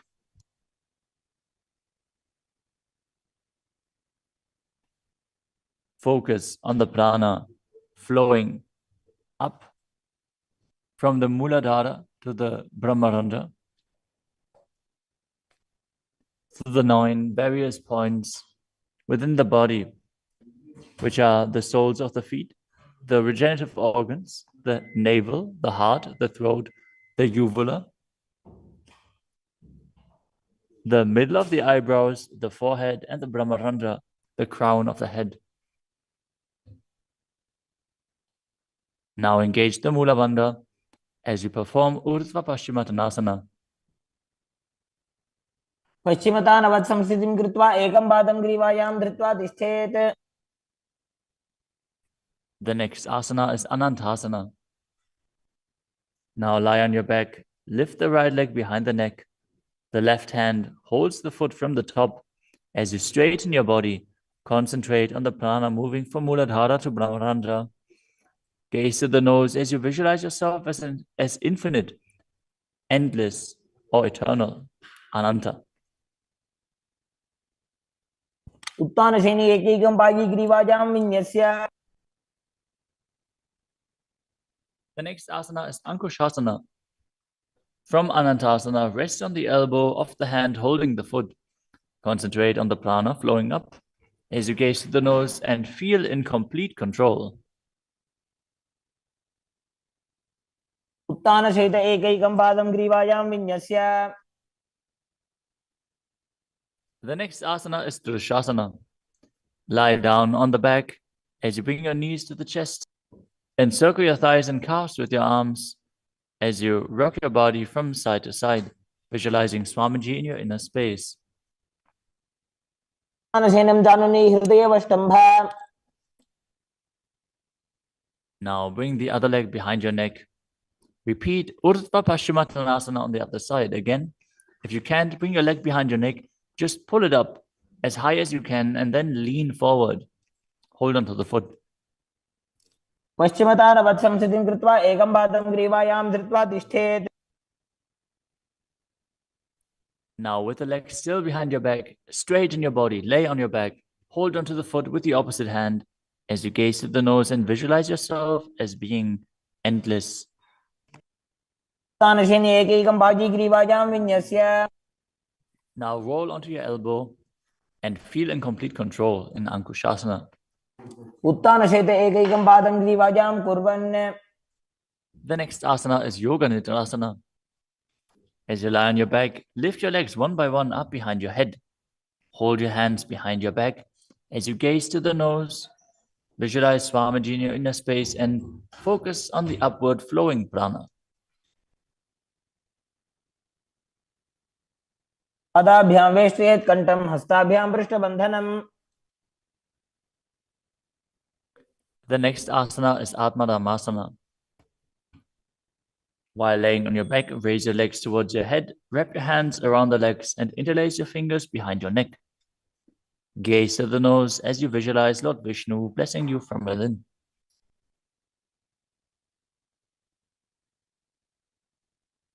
आत्मा राम आसन प्रथम सुधो सोवे.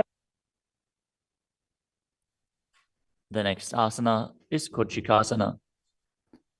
As you lay on your back, bring your knees to the chest with the soles facing up and extend your arms out sideways. Gaze to your third eye as you visualize Swamiji in your inner space.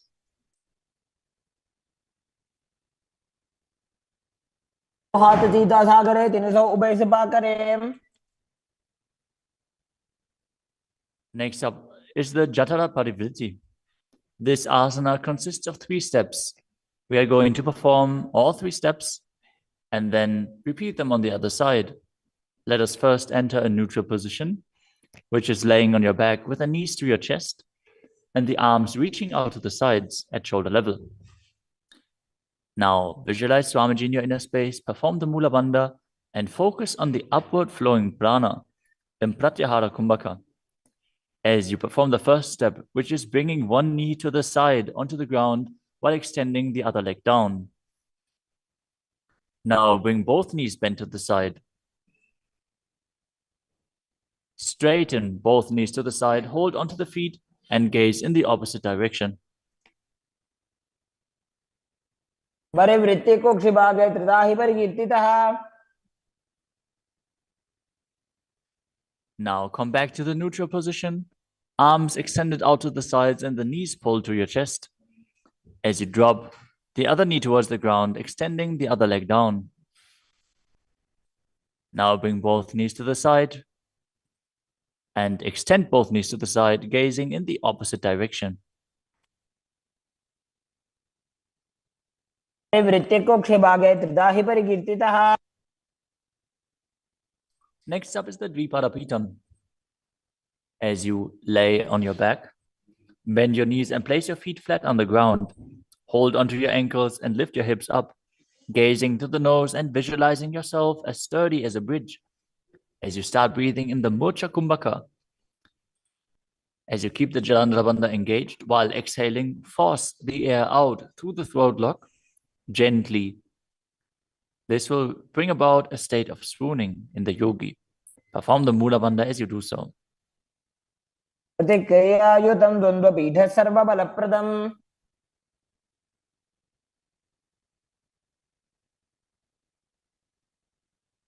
Next up is Palyankasana. Laying on your back with the feet flat on the mat, bring your arms over your head and place your hands flat on the mat as well, with the fingers pointing towards your feet. Lift your entire body up off the ground as you visualize yourself as sturdy as stone furniture. Breathe through your nose in Sahajra Kumbhaka as you perform the Mula Bandha. उत्तानशयनं हस्ततलाभ्यां भूमिमवष्टभ्य. The next asana is Shvatanasana. Lay on your back with the knees to your chest. With the hands on the respective shoulders, move your hips in a circular motion, the Mula Bandha as you do so. शरीरं संस्थाप्य जानुनी सम्मील्य नाभो वाणीय. Next up is the Viparita Karani. Lie supine, raise your hips and legs up as you extend your hands down on the mat below, helping you balance your body as your legs are raised up. Move your legs in a circular motion as you visualize Swamiji in your inner space and keep Jalandhara Bandha and Mula Bandha engaged. भूतले सशिरो दत्त्वा खेनये चरणद्वयम्. Next up is the Viparita Karani too. Now stop the movement of your legs. Keep them pointing up straight as you visualize Swamiji in your inner space. Karni विपरीताख्या सर्वाधिव्याधिनाशिनी. Next up is Langalasana. As you lay on your back, lift your hips and take your feet over the head with the toes on the floor. Stretch your hands out on the ground behind your back. Clasp your palms, rest on your neck and shoulders as you visualize yourself as a plow. Breathe in Mocha Kumbhaka with Jalandhara Bandha and Mula Bandha engaged. दिवाकण्ठेन भूमिं विष्टम्भा पादाग्रद्वयम् ऊर्ध्वमुन्नयेत्. The next asana is Sajita Paschimottanasana. As you lie on your back in the same position, bring your hands to the feet. Pull your thighs to the chest and hold on to the toes as you keep your arms and legs straight. This is one of the 84 different asanas revealed directly by Lord Paramashiva himself. Visualize Paramashiva as you perform Jalandhara Bandha and Mula Bandha. तानं शयित्वात् कुर्वीत शयितपश्चिमतानकम्. Next up is Supta Konasana. Maintaining the same position, bring your hip over top of the shoulder level and open your legs wide apart. Visualize Swamiji in your inner space. Perform Jalandhara Bandha and Mula Bandha. परिवृत्ति कोक्षभागे त्रिदाहि परिकीर्तितः. The next asana is Chakrasana. Now bring your legs over top of your head, toes on the ground, hold onto the ankles of the feet, and roll onto your back, keeping your legs straight. Visualize yourself as a chakra, a wheel, as you perform Jalandhara Bandha and Mula Bandha. उपासनस्तद्वौ पादौ कुर्यान्मस्तकतः परो. Next up is Suptapta Sarita Parangushtasana. As you lay on your back with the legs vertical, hold on to the big toes in Prana Mudra and then open your legs wide to the side. Visualize Swamiji in your inner space as you return to breathing in Ujjayi Pranayama, making an ocean-like sound with your mouth. उत्तानपादं क्रौञ्चं च मरीचिं वीरभद्रकम्. The next asana is Supta Padangushtasana. Now, hold onto the big toes and join your feet together above your body, keeping your legs straight and your arms straight as well. Visualize Swamiji in your inner space and perform the Mula Bandha. उत्तानपादं क्रौञ्चं च मरीचिं वीरभद्रकम्. The next asana is Matsyasana. From Supta Padangushtasana, move your legs into Padmasana and lay on your back, holding onto the opposite elbows over your head. Gaze to the nose and visualize Matsya, the fish avatar of Vishnu. Matsyasana. मुक्तपद्मासनं कृत्वा उत्तानशैलं चरेत्. The next asana is Padasharamasana. Laying on your back with the legs in Padmasana, place the backside of the right hand onto the left palm. Gaze to the nose and visualize Rama in your inner space as you perform the Mula Bandha. प्रथमकरे पद्मासन आचे सुदोषो वे भूपरिपाचे. The next asana is Sarvangasana. While laying on your back, legs in Padmasana, lift your hips and legs up. Bring your hands to the hips, supporting you with the elbows on the floor. As you tuck your chin to the chest in Jalandhara Bandha, contract the perineal region in Mula Bandha. Gaze to the nose and visualize Swamiji in your inner space. अथवा क्षेत्र संक्षेपात् सर्वांगासनम् उत्तमम्. Next up is Vrishchikasana.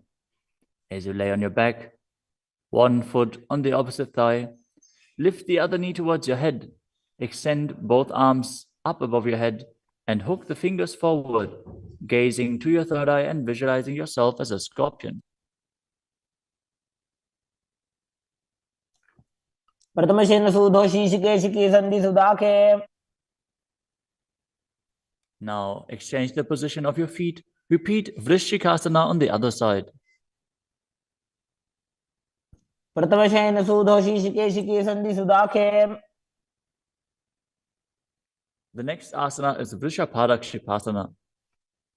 Now lay on your back and interlace your fingers around the neck as you lift both feet off the ground, extending one leg straight and the other knee pulled to the chest. Alternate extending and raising the knee again and again, visualizing Swamiji in your inner space and breathing calmly through your nose in Sahaja Kumbhaka. उत्तानशयनं कृत्वा अङ्गुलिभिः कन्दरां बद्ध्वा. The next asana is Marottanasana. Lay on your back and lift your legs one by one up, touching the knees to your ears as you visualize Swamiji in your inner space. शोत्तानवत् संस्थितिः कृत्वा जानुद्वयं पर्यायेन कर्णयोः संस्पृशेत्. Next up is Vrikasana.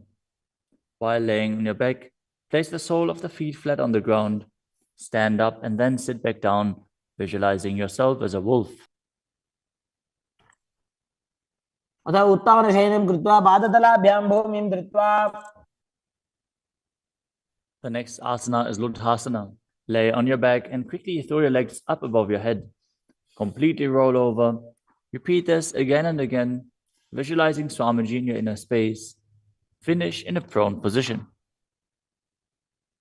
उत्तानशयनं पादौ शिर उल्लङ्घ्य.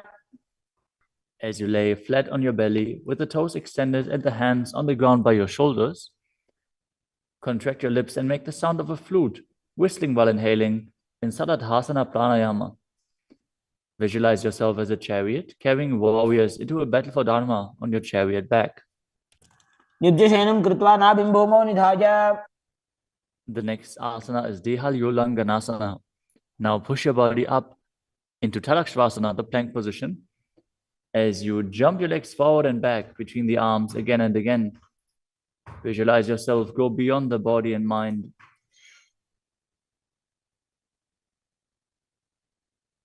हस्तद्वयं बद्ध्वा तन्मध्यचरणद्वयम् उड्डानैव बहिरानीय.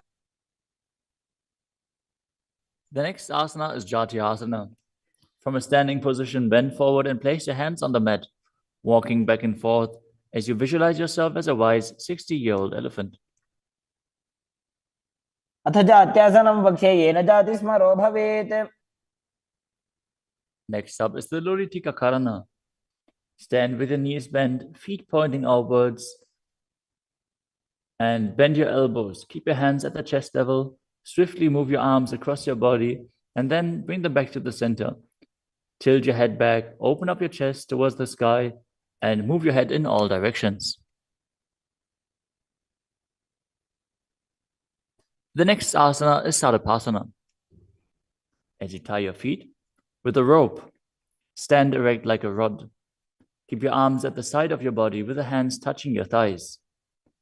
Visualize that your Kundalini, Devi, is raising and curling upwards around your body. As you breathe calmly through your nose in Sahaja Kumbhaka, leading the prana along your spine, contract the perineal region. Force the Kundalini Shakti up. As you internally chant Om Nityananda Paramashivoham. अथ सर्पासनं वक्ष्ये वायुपाणाय केवलम्. The next asana is Ushtrasadhanasana. While standing, place all fingers on the mat and then stand on your hands. Keep your feet on the fists as you begin to move and walk like a camel. Visualize yourself as a camel as you walk around on the mat.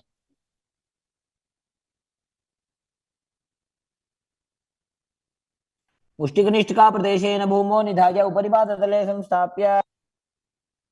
The next asana is Ashvasana. Maintain the same position. Walk around on the hands as you visualize yourself as a horse.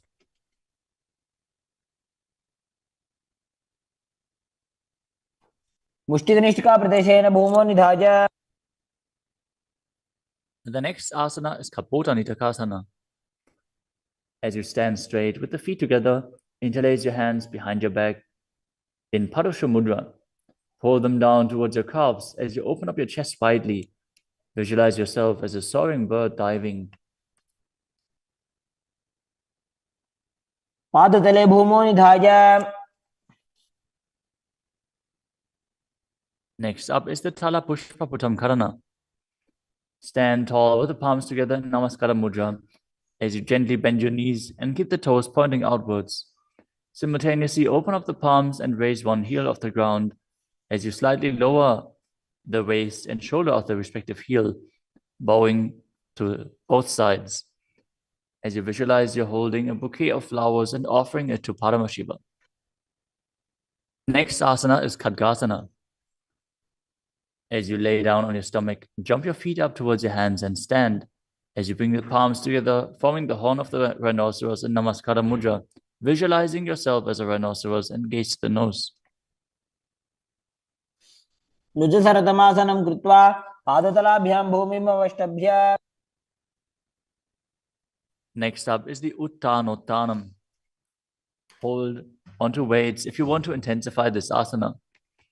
Now sit down all the way or as low as you can to the ground and stand back up. Do this again and again as you visualize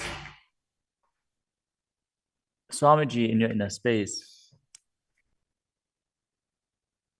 पुनः उत्थातव्यम् असितव्यम् इति उत्थानोत्थानं भवति. The next asana is Musalasana. Now stand up straight, raise your arms up over your head and jump repeatedly as you visualize yourself as a mace. सरलं स्थित्वा ऊर्ध्वं बाहु नयेत्. The next asana is Utshesakasana. From a standing position, pull the sole of the foot towards your chest, while with the other leg sit down and stand back up.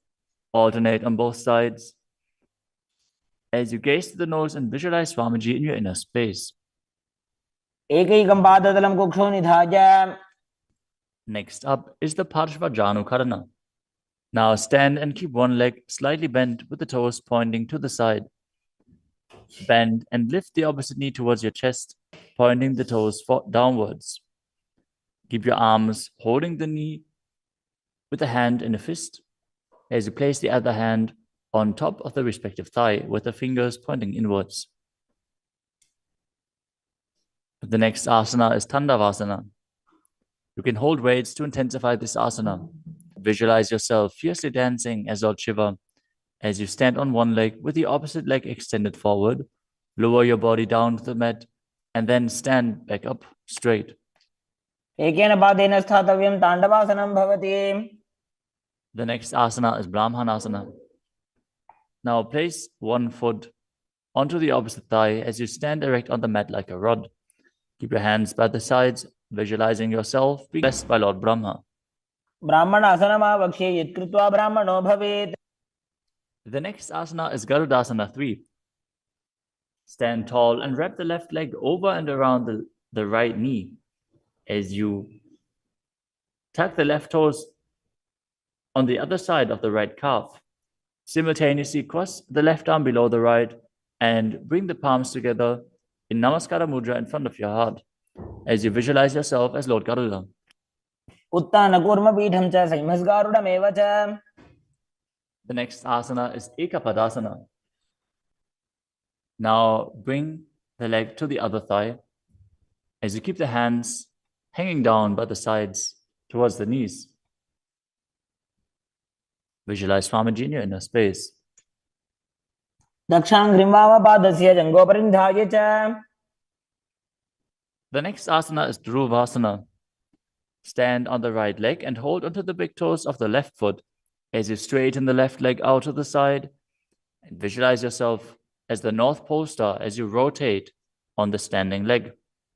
एकेन हस्तेन दण्डरूपस्य एकस्य पादस्य अग्रं धृत्वा. The next asana is Trivikramasana. Stand on the right leg and lift the left foot behind your neck if you can. Then stand tall. Otherwise, you can pull the leg towards your chest. Then alternate standing and sitting. Perform the 3 steps of Vishnu as you visualize Lord Vishnu in your inner space. एकेन पादेन स्थातव्यम् उत्थातव्यम्. Now repeat the Parshvajanukarana on the other side. Now visualize yourself fiercely dancing as Lord Shiva as you repeat Tandavasana on the other side. पादेन स्थातव्यं ताण्डवासनं भवति. Now repeat Brahmanasana on the other side. ब्राह्मणासनमावक्ष्ये यत्कृत्वा ब्राह्मणो भवेत्. And repeat Garudasana 3 on the other side. उत्तानकूर्मपीठं च संहिमस्गारुडमेव च. Now bring your foot to the opposite hip with the hands hanging down as you repeat Ekapadasana on the other side. दक्षाङ्घ्रिं वामपादस्य जङ्घोपरिनिधाय च. Now hold on to the opposite foot, holding the big toe in Prana Mudra as you rotate your body on the mat, visualizing yourself as the North Pole star in Dhruvasana.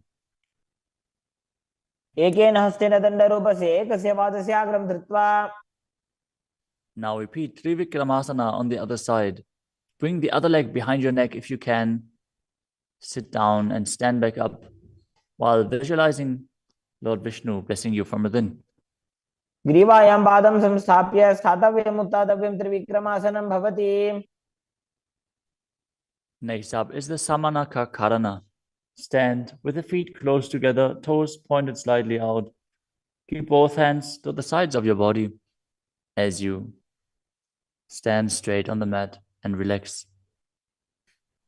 After this intense asana practice, this intense sequence, breathe deeply as we enter into the final 100 asanas of the sequence.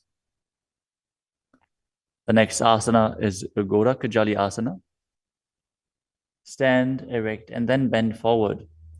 Bring both hands underneath the knees and make a finger lock in Padasha Mudra as you sit in a squatting posture, and then let the finger lock touch your navel.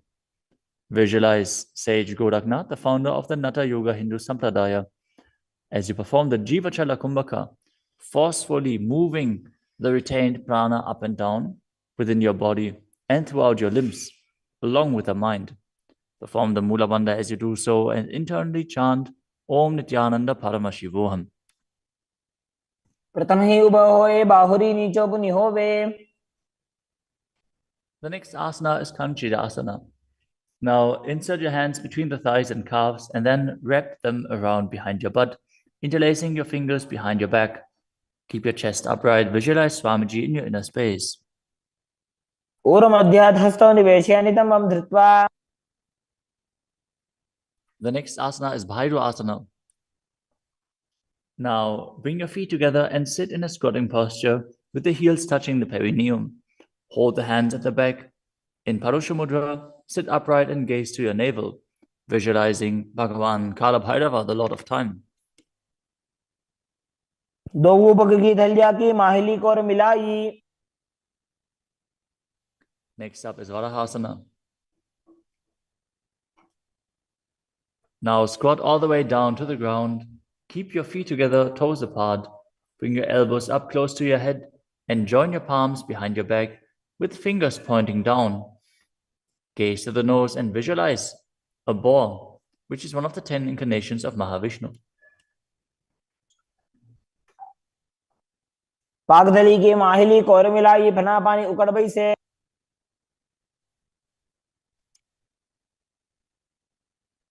The next asana is Pripitasana.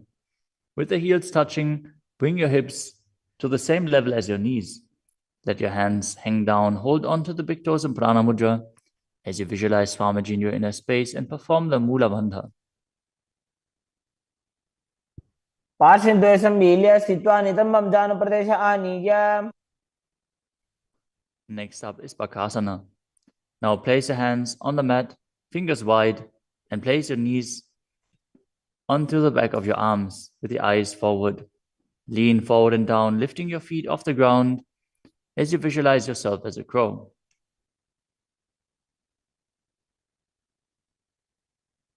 हस्ताभ्याम अवनिमवष्टभ्याम.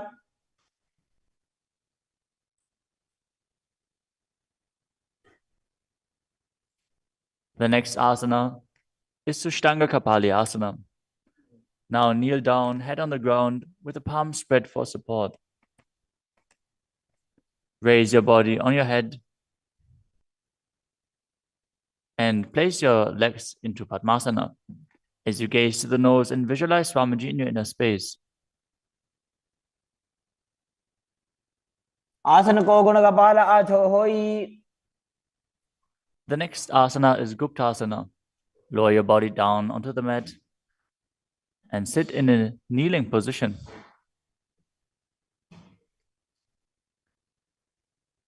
Keep your toes touching behind and sit in between the heels.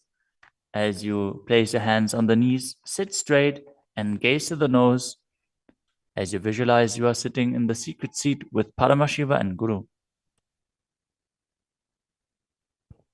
ध्यानोर्वोरन्तरे पादौ कृत्वा पादौ च गोपयेत्.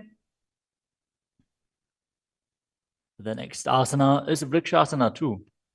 This is another inverted posture. So if you have any blood pressure related issues, please take precautions. If you need aid in support performing this asana, if you have a partner available, they can aid you. Otherwise, you can use a wall for support. You can walk the wall up and down. This is a progression where you can increase your arm strength and finally be able to perform this asana yourself. Now, place your hands on the ground, shoulder width apart, and lift your body up straight into a handstand. Visualize you're a tree with deep roots into the ground as you breathe calmly in Sahaja Kumbhaka.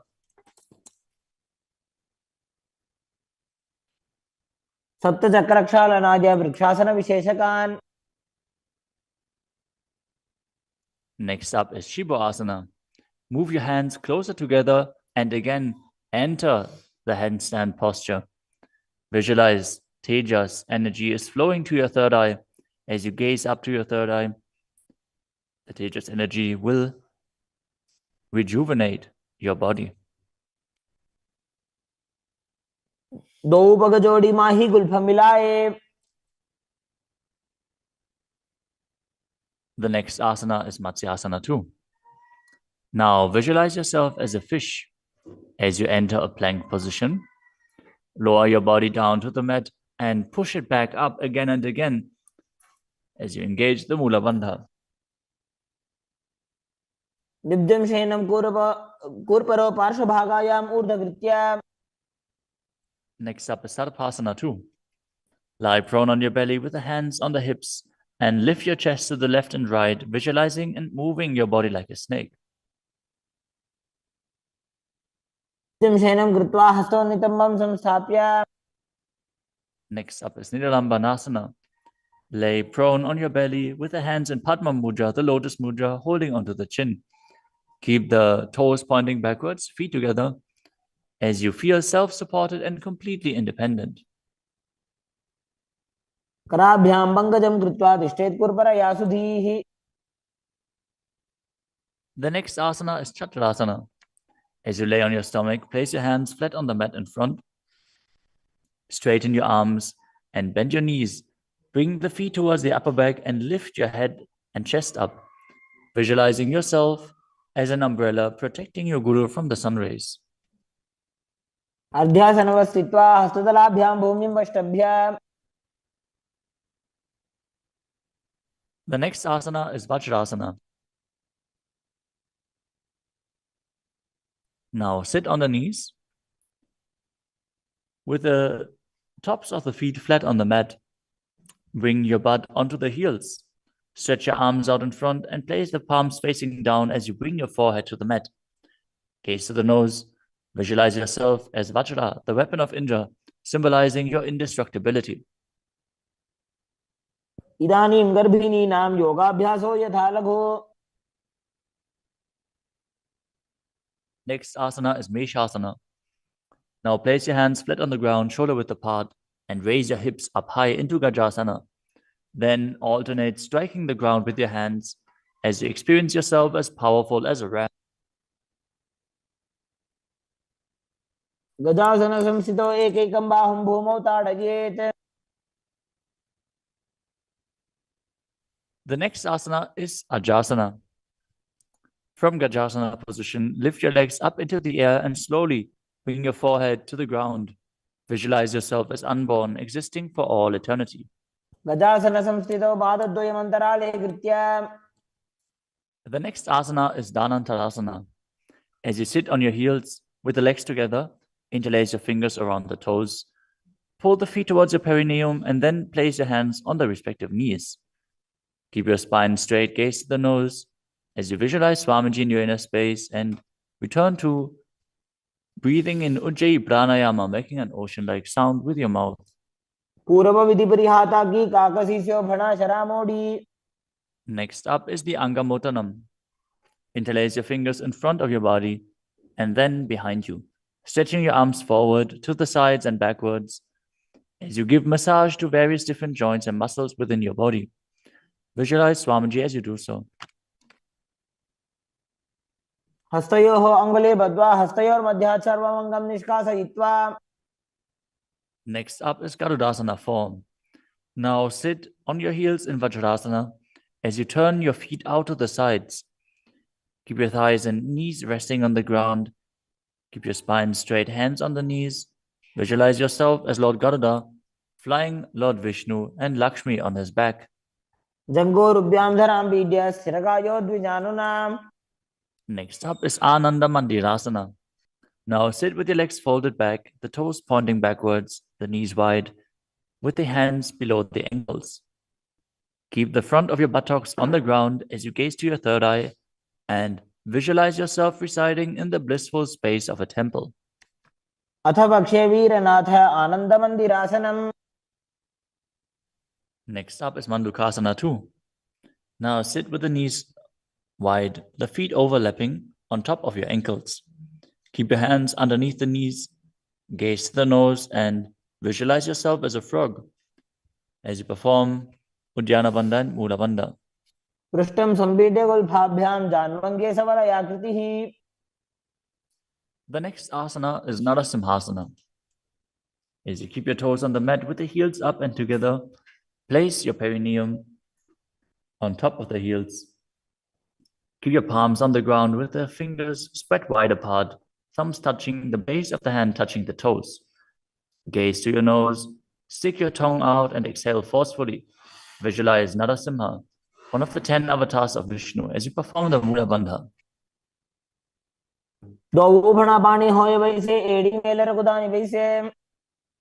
The next asana is Vishrakasana. Sit on the toes and place your perineum on the heels as you separate your knees and place them on the ground. Make a hollow of your palms and place it on your mouth. Keep your thumbs under the teeth and close your lips. Gaze to your nose. Inhale through the right nostril and exhale through your mouth as per your capacity in Vishraka Pranayama. Visualize yourself as Devi, presiding over any and all minuscule fears you might have.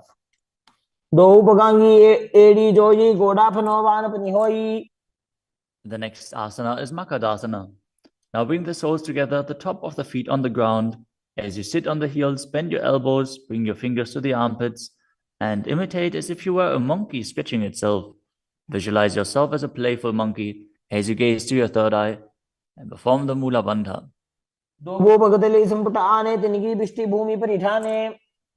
The next asana is Vajrasangarasana.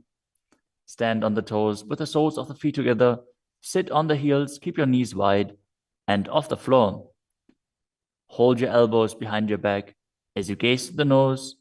Embody a diamond-like strength for yourself and your Sangha, your spiritual community.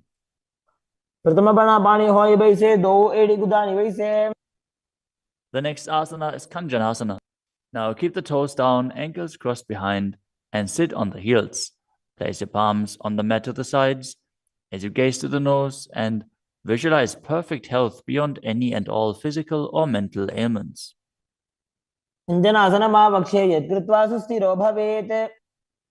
The next asana is Kurmasana, the turtle posture. With your toes flat, cross your feet and place your perineum onto the back of the heels. Keep your knees wide and on the floor. Rest your hands on the knees. Gaze to the nose and visualize a turtle with a stable body and mind to live for hundreds of years.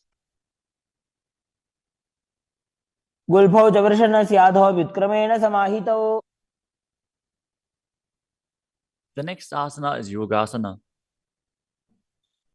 With the toes flat, cross your feet and place your perineum onto the back of the heels. Gaze to your nose and visualize Swamiji in your inner space.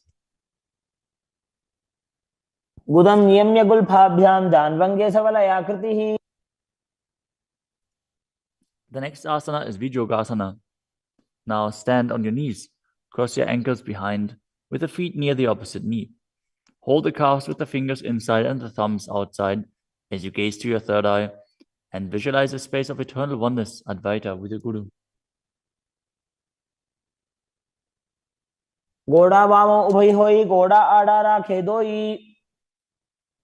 The next asana is Ushtrasana 2.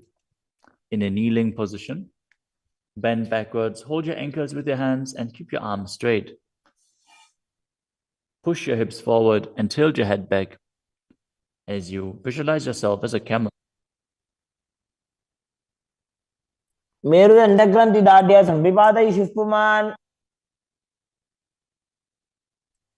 Next up is Jatyasana 2. With the heels together and the hands on the soles of the feet, slowly lean back. Bring the elbows down to the mat, followed by the back of your head. Gaze to the nose and experience yourself as a lotus blooming.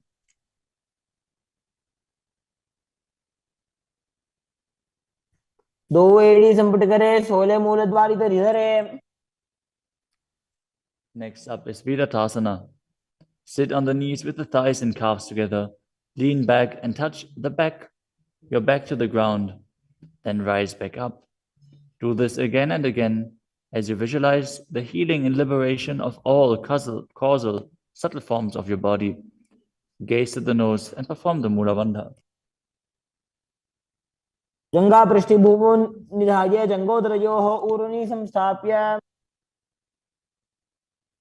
Next asana is Kapotasana. From Viratasana, raise your hips higher, Bring your forearms to the mat and hold the back of the heels. As you bring your head in between the feet, visualize yourself as a beautiful dove and perform the Mula Bandha. मेरुदण्डग्रन्थिदाढ्य संविपादयिषुः पुमान्. The next asana is Vadasana. Now stand upright on the knees with the toes tucked. Hold your arms with opposite hands and gaze to the nose. This is the boon fulfilling posture. Receive your boon from Paramashiva. जानुनी भूमौ संस्थाप्य हस्ताभ्यां बाहुपरस्परं धृत्वा. Next up is Vadahasana 2. Keep your knees together, toes tucked behind. Lean forward as you bring the elbows to the mat. With your hands holding the head, rest your buttocks on the heels and visualize yourself as Varaha, the boar incarnation of Mahavishnu. सूर्यं चन्द्रं भेदनानि आसनानि निकथ्यते. The next asana is Mundasana. This is another inverted posture. Use a wall for support if needed. Now kneel down, place your elbows on the mat, shoulder width apart. Interlace your fingers and place your head onto the mat, supporting it with both hands. Walk your feet forward until your hips align with the shoulders and then raise your legs straight up. Be stable. Gaze to the nose. Visualize yourself as a lopped tree as you breathe calmly through your nose in Sahadra Kumbhaka in Mundasana. अधो मुण्डासनं वक्षे सर्वेषां प्राणिनां सुखम्. Next asana is Andhasana. In a kneeling position, place your head in between the knees and the elbows outside of the knees. Hold your head with both hands, gaze to the nose, and visualize Swamiji in your inner space as you breathe through your mouth and perform the Mula Bandha. प्रथम भगदली समठारावे कोरमा हिली उभे मिलावे. The next asana is Viparita Shalabhasana. You can hold weights to intensify this asana. As you lie on your belly with the arms extended straight out, lift your thighs, arms, and chest off the ground. Visualize yourself as a locust and perform the Mula Bandha. शलभासन भेदाश्च नटभेरुण्ड नामके. The next asana is Kapalasana. Lie on your belly with the arms at the side, palms facing down. Keep your forehead on the ground and keep your chest on the mat as you lift your legs up together. Visualize yourself as a skull, representing the mind with purified thoughts and the strong will to attain enlightenment. कपालं भूमो निधाय ऊर्ध्वं पादौ नयेत्. The next asana is Akasha Kapotasana. As you lay on your stomach, keep your hands by the sides and lift your legs up over your head. As you slowly place your feet on the mat in front of your head, keep the palms flat on the mat behind, visualizing yourself as a free and open dove. As you breathe in Sahadra Kumbhaka and perform the Mula Bandha. उष्ट्रासने स्थित्वा चरणौ भूमेरुत्थाप्य. The next asana is Chatakasana. As you sit on your knees, bring the chest down so the navel touches the knees and keep your hands and elbows flat on the ground. Be sturdy. Visualize yourself as a sparrow as you perform the Mula Bandha. पूर्वपर्यन्तौ हस्तौ धरामवष्टभ्य. The next asana is a Vrishchikasana too. Now kneel down, keep your hands and elbows on the mat.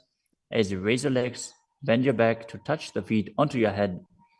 Lift your chin and hold as you visualize yourself as a scorpion. विच्छेव पुच्छ प्रतिमाङ्घ्रिपार्ष्णे धृत्वा स्वशीर्षे चिबुकं विधार्यकौ. Now place the perineum down on the right heel as you keep the left foot outside of the hip with the toes pointing outwards. Now visualize yourself as a bull. As you start breathing in the Antarangaka Kumbhaka, forcefully inhaling through your nose, holding the breath for a short while and then exhaling slowly. याम्यगुल्फे पादमूले वामभागे पदेतरम्. The next asana is Lulasana. From the kneeling position, place your hands flat on the mat in front. Lift your knees off the ground and cross the toes over the left. The left toes over the right. As you balance above the mat and visualize Swamiji in your inner space. लोलासनं सदा कुर्यात् बाजुलोलापघातनात्. Now directly place your perineum down on the other heel as you repeat Vrishasana on the other side. याम्यगुल्फे पादमूले वामभागे पदेतरम्. Next up is Balagunasana. Now place the left toes on the ground and sit on the heel of the left foot. Place the right foot flat on the ground with the knee raised against the chest. Keep your palms on the respective knees as you maintain an upright position. Visualize Balagunahai, one of the 84 siddhas in your inner space. आसन को गुण जल बिकार जाई. Next up is Grahasana. Squat with the feet flat on the mat. As you bring your elbows under the thighs, wrap your hands around the shins and hold onto your ankles from the outside. Visualize yourself as the entire planet. पादतले भूमौ संस्थाप्य जानुमध्ये हस्तगुर्परौ स्थाप्य.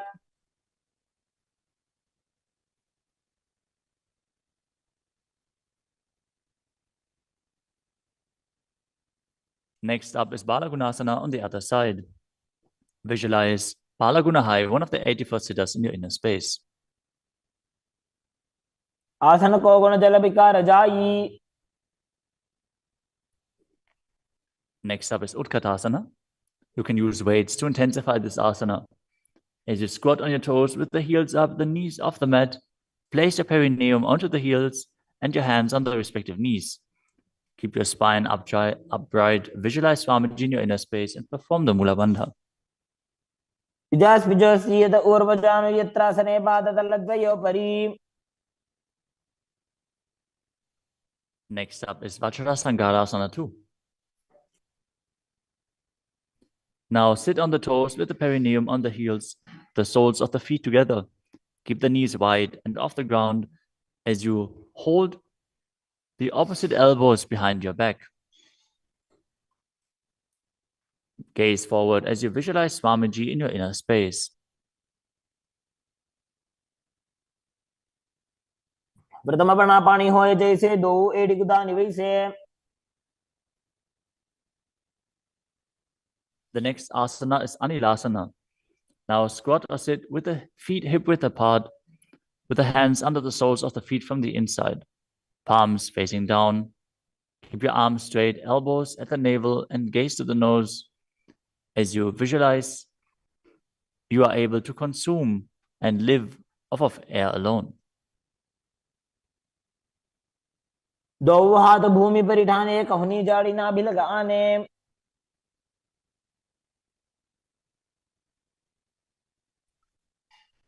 Next up is Padukasana. Now place the back of your hands on the mat with the fingers facing towards your body. Step the feet on top of the hands with your hands wrapped around the feet like a shoe. Start walking around on your mat as you visualize you're wearing padukas walking across India. हस्ततलयोः पादतले कृत्वा.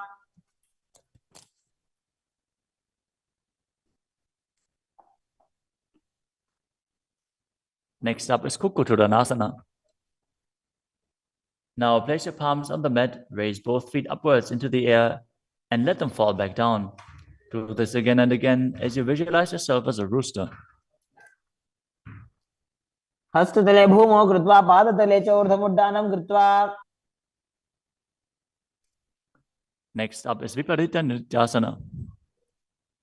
Now place your hands on the mat and raise your legs upwards into a handstand. As you move around on two hands dancing, feel yourself become free of all inhibitions. हस्ततलाभ्यां भूमिं वष्टभ्य. Next up is Kunjarasana.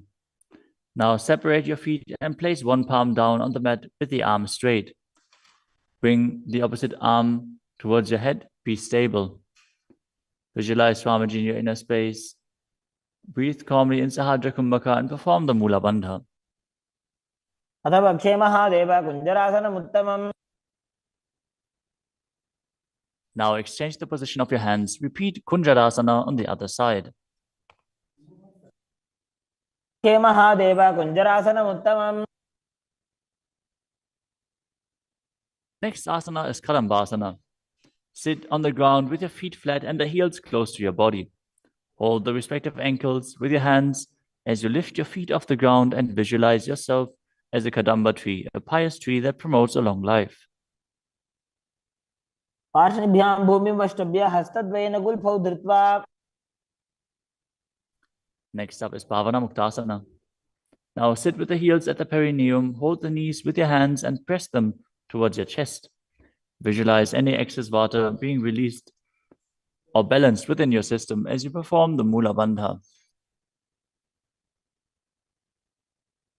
स्तुपादयोः पाणिं लात्वा स्वस्वनितम्बके. The next asana is Chakodasana. Now sit and lift one leg behind your head as you place both hands flat on the mat. Extend the opposite leg up with the knee straight as you lift your entire body up off the ground. Keep your chin up, gaze to your third eye and visualize yourself as a powerful source of energy.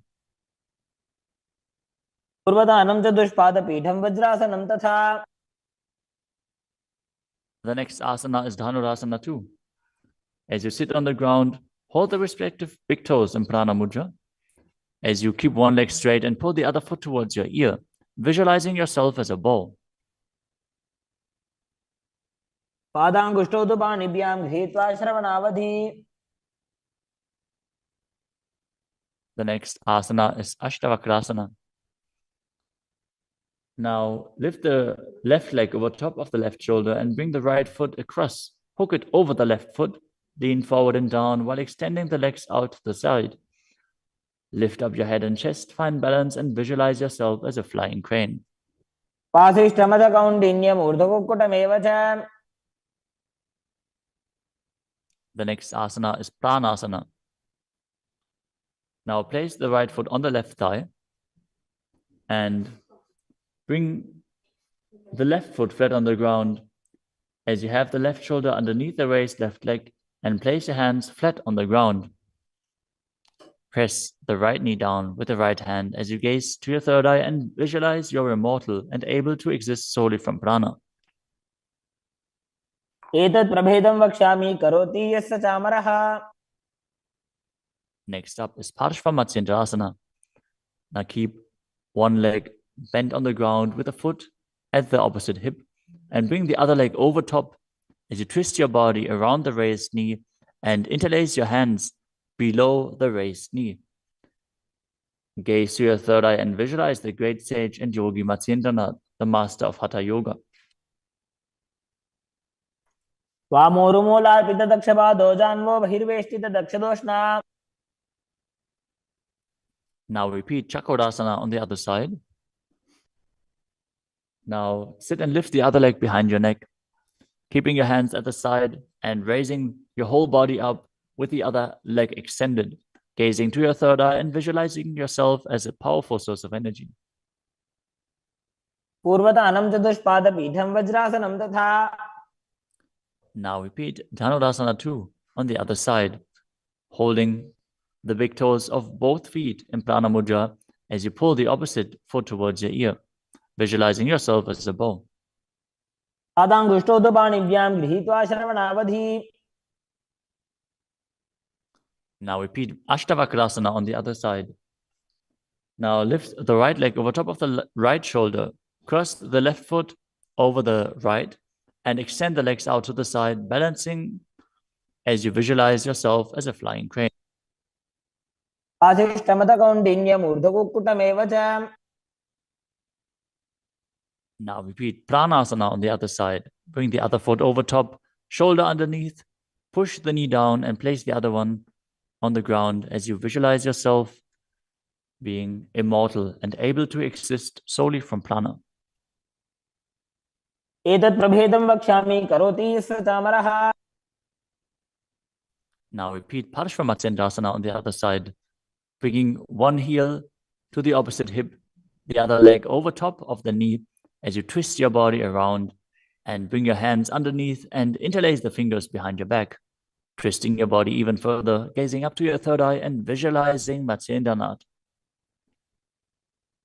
वामोरुमूलार्पित दक्षपादो जान्वो बहिर्वेष्टित दक्षदोष्टा.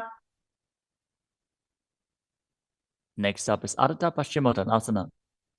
As you keep one leg straight and press the perineum with one heel, lean your chest forward and down, hold onto the front foot and bring your head towards the knee. Visualize Swamiji in your inner space. एकं पादं प्रसार्य एकं पादस्य पार्श्वनासीवनी सम्पीड्य. Next up is Kranchasana. Now place your left ankle outside of the hip, hold the sole of the right foot and lift the leg up towards your forehead. Keep the knees straight. Visualize yourself as a crane as you engage the Mula Bandha. उत्तानपादं क्रौञ्चं च मरीचिं वीरभद्रकम्. Now repeat Ardha Paschimottanasana on the other side, keeping the opposite heel against the perineum, leaning forward and down. Perform the Jivachala Kumbhaka, moving the prana up and down within your body. एकं पादं प्रसार्य एकं पादस्य पार्श्वनासीवनी सम्पीड्य. Now repeat Kranchasana on the other side. As you bring the other heel outside of the hip, extend the opposite leg up, holding the foot with the knee straight, visualizing yourself as a crane. उत्तानपादं क्रौञ्चं च मरीचिं वीरभद्रकम्. Next asana is Swastikasana. Now sit with the soles between the thighs and calves. Keep your spine straight, the palms resting on the knees. Gaze to the tip of the nose and embody peace, well-being, good fortune, and prosperity as you visualize a swastika.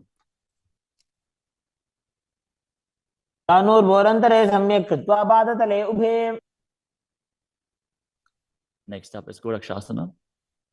As you keep your feet in the same position, cover your heels with the respective hands. Tuck your chin to the chest and gaze to the tip of your nose, visualizing the great sage Goraknath as you perform Jalandhara Bandha and Mula Bandha. तानूर्भोरन्तरे पादौ उत्तानो व्यक्तसंस्थितौ. Next up is Pakasana 2. Now bring the left heel to the perineum and the right foot on the left thigh. Visualize Swamiji in your inner space. Meditate on Arihanta, the Enlightened One. As you gaze to your third eye, perform the Mula Bandha and re-enter the Shanmukhi Mudra once more. As you exhale, close your eyes with the index fingers, nose with the middle fingers, mouth with ring and little fingers, the ears with your thumbs. वामपार्श्वौ गुदौ संस्थाप्य दक्षाङ्घ्रिवामजगने. Next up is Yogasana 2. As you keep your feet on top of the opposite knees, place your hands on the ground beside your body with the palms facing up. Keep your spine straight, gaze to your nose as you visualize Swamiji in your inner space. Start breathing in Kakachantra Kumbhaka, rolling up the tongue and keeping your mouth in the shape of the beak of a crow. As you inhale through the rolled up tongue, cooling down your body. उत्तानौ चरणौ कृत्वा संस्थाप्योपरि जानुनोः. Next up is Urdhva Kukutasana. Now rotate your hands next to your body and push your body off the mat, visualizing yourself as a rooster.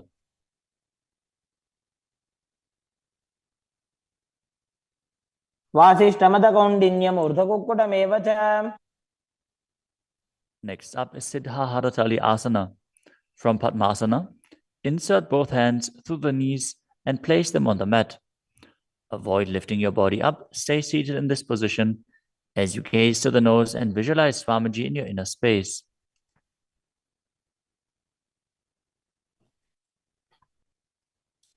प्रथम पद्मासन को करे हस्तदो गोकोडासन दिधरे.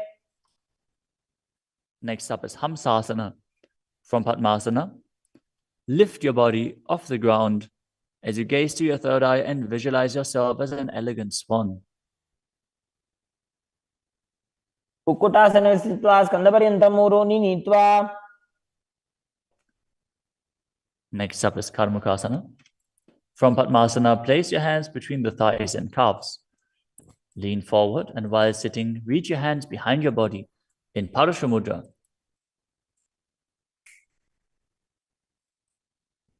As you bring your forehead to the floor, gaze to the nose, visualize yourself as Lord Shiva's bowl. प्रथम पद्मासन को करे, घोड़ासन दिमाही कर इधरे. The next asana is Kurmasana too. Sitting in Padmasana, lift your knees and insert both hands through the thighs and calves. As you bend your elbows and hold onto the respective shoulders with your hands, visualize yourself as a turtle, having a stable body and mind to live for hundreds of years. By जंग पर दक्षिण बावा, दाई जंग पर by लियावा. The next asana is Granthi Bedasana. From Padmasana, insert both hands through the thighs and calves. Bend your elbows, hold the respective shoulders, tuck your chin to the chest, gaze at the nose and rejoice, knowing you're in Shiva's secret knot posture.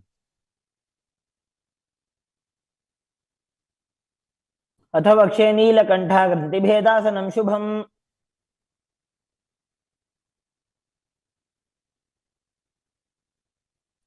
The next asana is Uttana Kurmasana.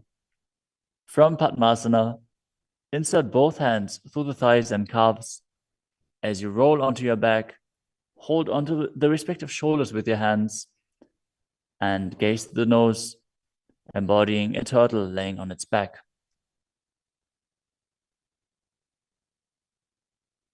Kukkutasana बन्धस्थं कराभ्यां धृतगन्धरम्.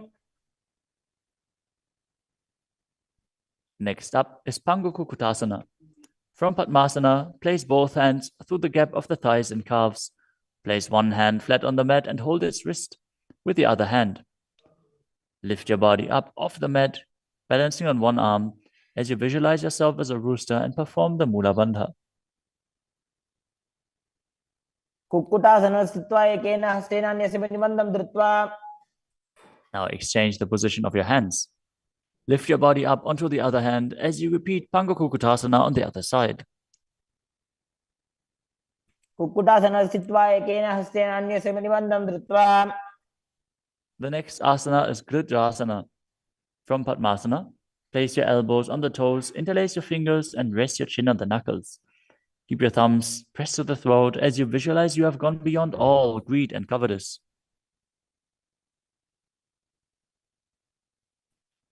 जानोर्भोरन्तरे पादौ उत्तानो व्यक्तसंस्थितौ. Next up is Padmasana 3. From Padmasana, hold one hand over the other with the palms facing upwards. Keep your spine straight, gaze to the nose, and visualize Swamiji in your inner space as you perform Mahamudra Bandha. All three bandhas engaged. उत्तानौ चरणौ विधाय विधिवत् शक्तिस्थितौ योगिरात्. Next up is Padmasana 4. From Padmasana, place your palms on top of the knees. Keep your spine straight, gaze to the nose, engage the Mula Bandha, and visualize Paramashiva in your inner space. एतत् पद्मासनं कुर्यात् प्राणवायु प्रसिद्धये.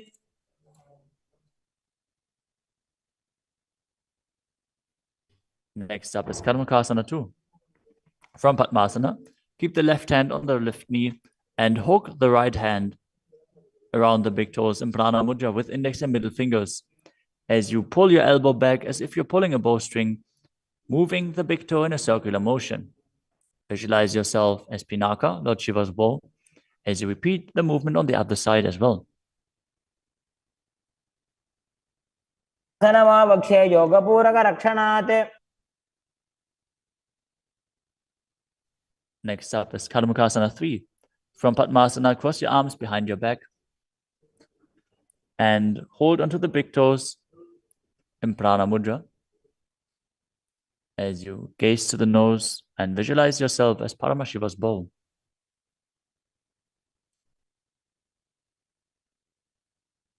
मुखासनमाक्षित्य उदरे पूरयेत् सुखम्. Next up is Dridhasana. Now maintain Karmukasana 3. Lift your chest up and gaze to your third eye, visualizing that you are the action of Paramashiva's third eye, destroying anything you come across. ऊरुभ्यामुपरि स्थाप्य पादयुग्मं प्रयत्नतः. Next up is Nagadasana.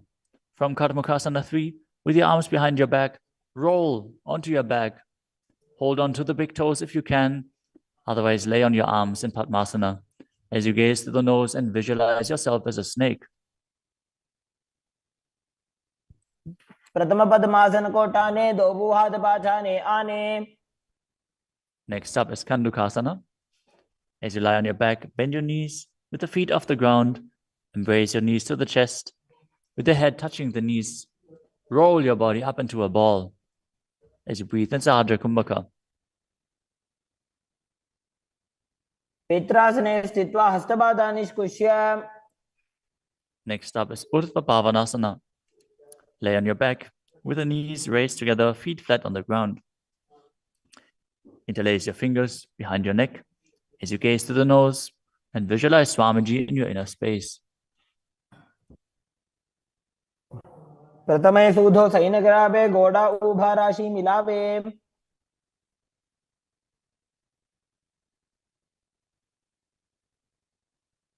Next up is Marakata Pitasana. Lie on your back and bend your knees as you keep your feet flat on the mat and place the upturned palms underneath your heels. Lift your hips up as you visualize yourself as a powerful alpha ape. Perform the Murcha Kumbhaka with Jalandhara Bandha and Mula Bandha engaged. उत्तानशयनं पादतले उत्तानहस्तयोः स्थापयेत्. Next up is Uttana Shiki Pitakasana. Lie supine and raise your hips up. Support your hips with your hands, placed at the waist, as your elbows bear the weight of your body. Press your chin to the throat, gaze to the nose, and visualize Swamiji in your inner space. जंघोरुबलहीनश्चेत् उत्तानशी पीठकम्.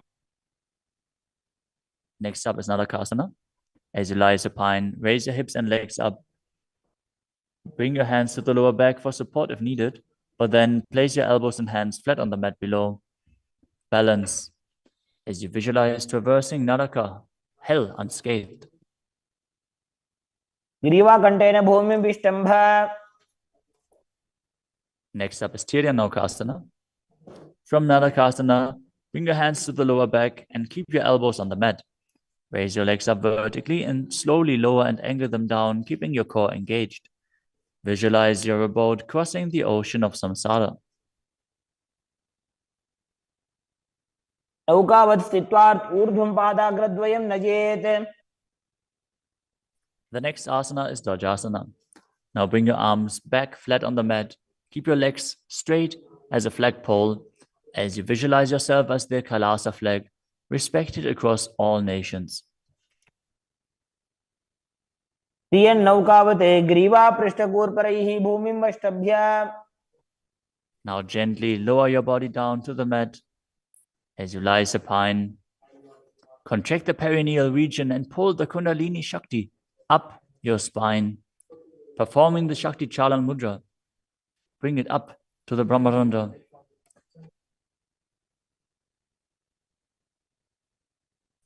As you completely relax, unclutch from any micro movements of your body and mind, visualize your body as dead and the Supreme Pontiff of Hinduism, Swamiji, is liberating you as you internally chant the japa Om Nityananda Paramashivoham.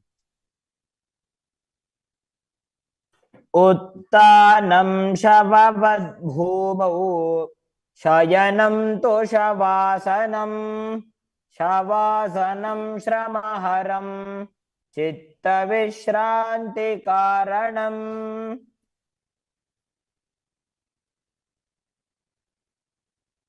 ॐ नित्यानन्द परमशिवोऽहम्.